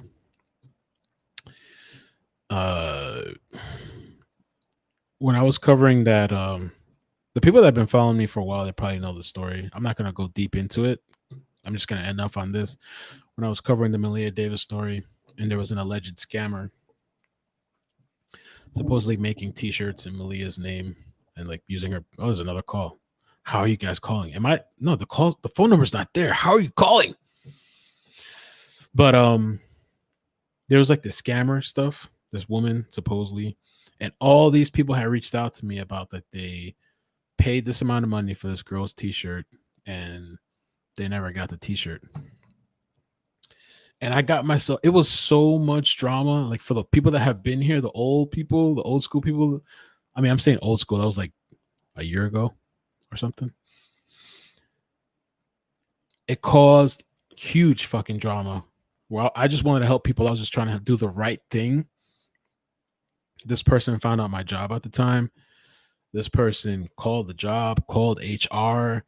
They literally, like, HR told me this person was trying to like contact the CEOs and make up a bunch of lies about that I was harassing them from the job. Like the person was literally trying to get me fired. Like these people online, that's what I realized with a lot of these liars, scammers, and deceivers is like once you start telling the truth, these people get upset. They get very angry. You can lie all day and people will love and support you. You start telling the truth and people get upset and angry with you. You know what I'm saying? Lie all day, people are going to send you money for t-shirts and all this kind of stuff. Tell the truth, they'll try to get you fired, destroy your life.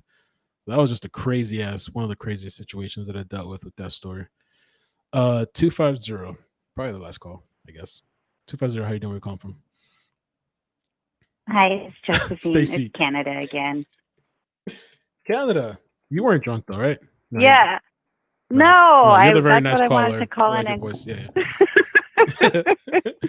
no, I wanted to call in to make sure that I'm not the drunk one, but I'm definitely stoned. So oh, nice. I don't know if that's the same thing. Yeah. Canada's all about their weed here. Is it legal over there? That's It's all. I just wanted to make there? Oh, totally. Of course okay. it is. Yeah.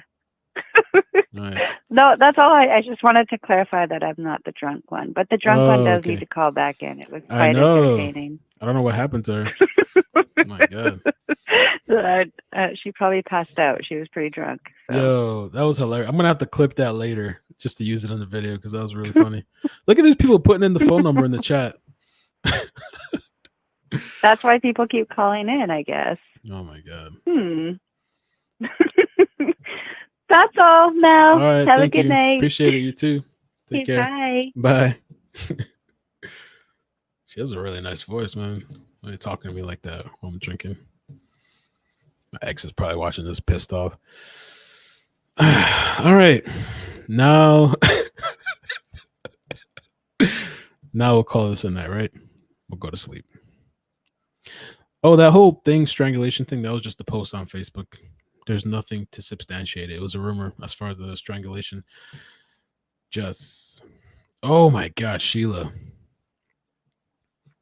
I interviewed her friends too, Sheila. Oh my God, I forgot about all that. Yo, you guys don't know what I went through with that whole situation. The scammer with Malia Davis. This person had scammed. Oh my God, she had scammed other people too. This chick literally went and took somebody's chemo pictures and posted it as her own thing, because like they had I think it was methotrexate. It was an IV bag of chemo. And I think she was trying to front like she was getting chemotherapy. And somebody went and found the actual person's picture that was actually going through chemotherapy. Stole someone's chemo pictures off Instagram claiming she was dying of cancer. Yo, that shit was so, you wouldn't believe the shit these people do. This chick was really trying to cut me off after I started finding out all this stuff. The person that she was impersonating reached out to me too. She was really upset about it. But I'm mad. Said it was benign. Yeah, she went to another. I think she was faking being pregnant too. Yo, that drama behind that, it was so. I don't like that kind of drama because I can't. With people that lie like that, I don't like to entertain it too much because they try to pull you into the little warp hole. It was nuts. That chick was crazy as hell. I don't know what happened to her, but I hope to never see her again. I interviewed like 2 of her friends. That was a crazy ass story. I don't even want to deal with that shit again. Nuts. Bad shit crazy. But anyway, I think we'll end off the stream here. Oh, you guys don't know, man. Back in middle school, we used to mess around with the girls and make out. What? Make out with the girls and make out. We used to call it scam. She disappeared. She had a bunch of different profiles and all this kind of stuff. It was nuts. Oh, Lord. I don't even want to think about that. I honestly don't like to involve myself in drama. I really don't like to even click up, really, with YouTubers and stuff, because a lot of them, I don't want to say a lot of them, but a lot of times you see when the drama breaks out, it's with people that were clicked up and they thought they were friends, and then people are leaking out and doing all kinds of stuff. Oh, the Coquilla thing too. Oh my God, Coquilla. Yo, that was crazy, man. Coquilla. Oh. That woman robbing the the nail salon. It was the friend. I think that was a friend of hers, supposedly. It was on camera where she stole the money out of the register. Yeah, I just can't with these people, bro. Like, oh my God.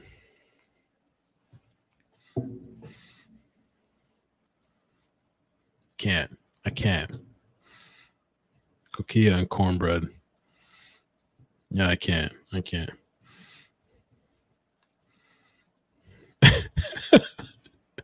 Yeah, I have no idea what happened to these people.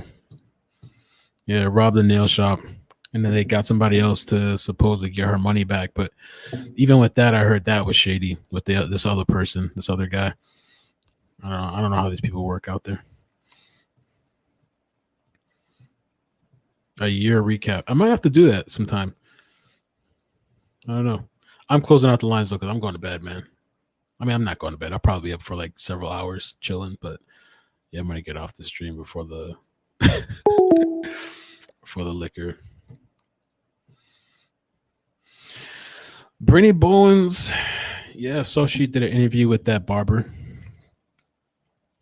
I still, even with the Malia Davis thing, I still talk to people. There's certain things I just don't say. I'm kind of waiting to see, Sharon, what's up? I don't know if she got locked up. I think she gave the money back. I heard about that. I don't know anything. I never looked into that. That's why I can't click up with this. I'd rather be solo, man. Solo. Because the problem is too is when you're in these cliques, you have to think like the group. The moment you think outside of the group, the moment you have any kind of thought that's different, then the group like attacks you. Yeah, I don't want to have to conform or confine to anybody's thoughts and ideologies. I'll stay on the outside.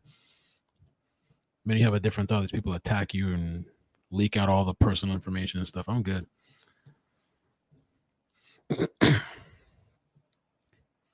Thanks, Stacey. But yeah, I'm gonna get off, call it a night. Yo, thank you guys again. I appreciate it. I have fun. Tonight. I mean, towards the end. Not that the whole situation was fun. There's people screen record. You see, he said it was fun. But I had fun with the conversation with you guys. Especially that drunk caller is probably the top tonight.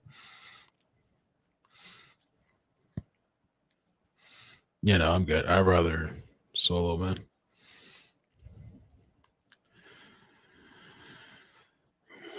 Then he organized a scheme saying he was sending flowers.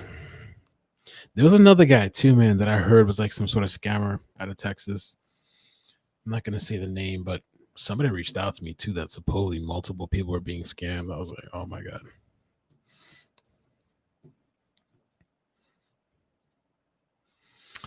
Sharon, before you leave, I want to give you and Jason a hat tip. I don't have a daughter, but if I did, I'd be happy for her to know you both. Thanks. I appreciate that. Nah, there's no official updates with Malia besides the rumor that Darian got beat up. But besides that, that's it. I mean, I heard other stuff, but that I'm not going to say unless I get the okay.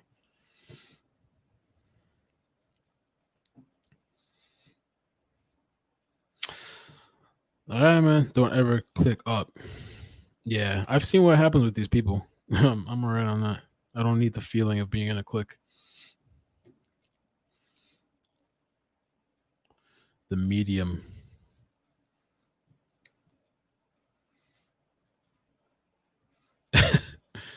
Oh, Lord.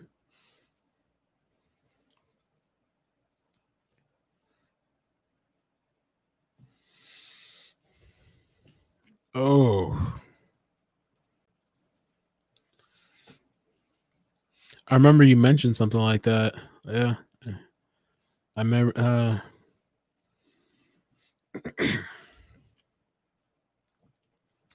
Layla, there's no updates. I heard somebody messaged me that they went out to the landfill. She drove out there 2 times and that she didn't see anybody working on anything. But it's possible she didn't have it angled. Maybe they're at the top of the hill. I don't know. But there's nothing that I heard from that besides the last video that I did.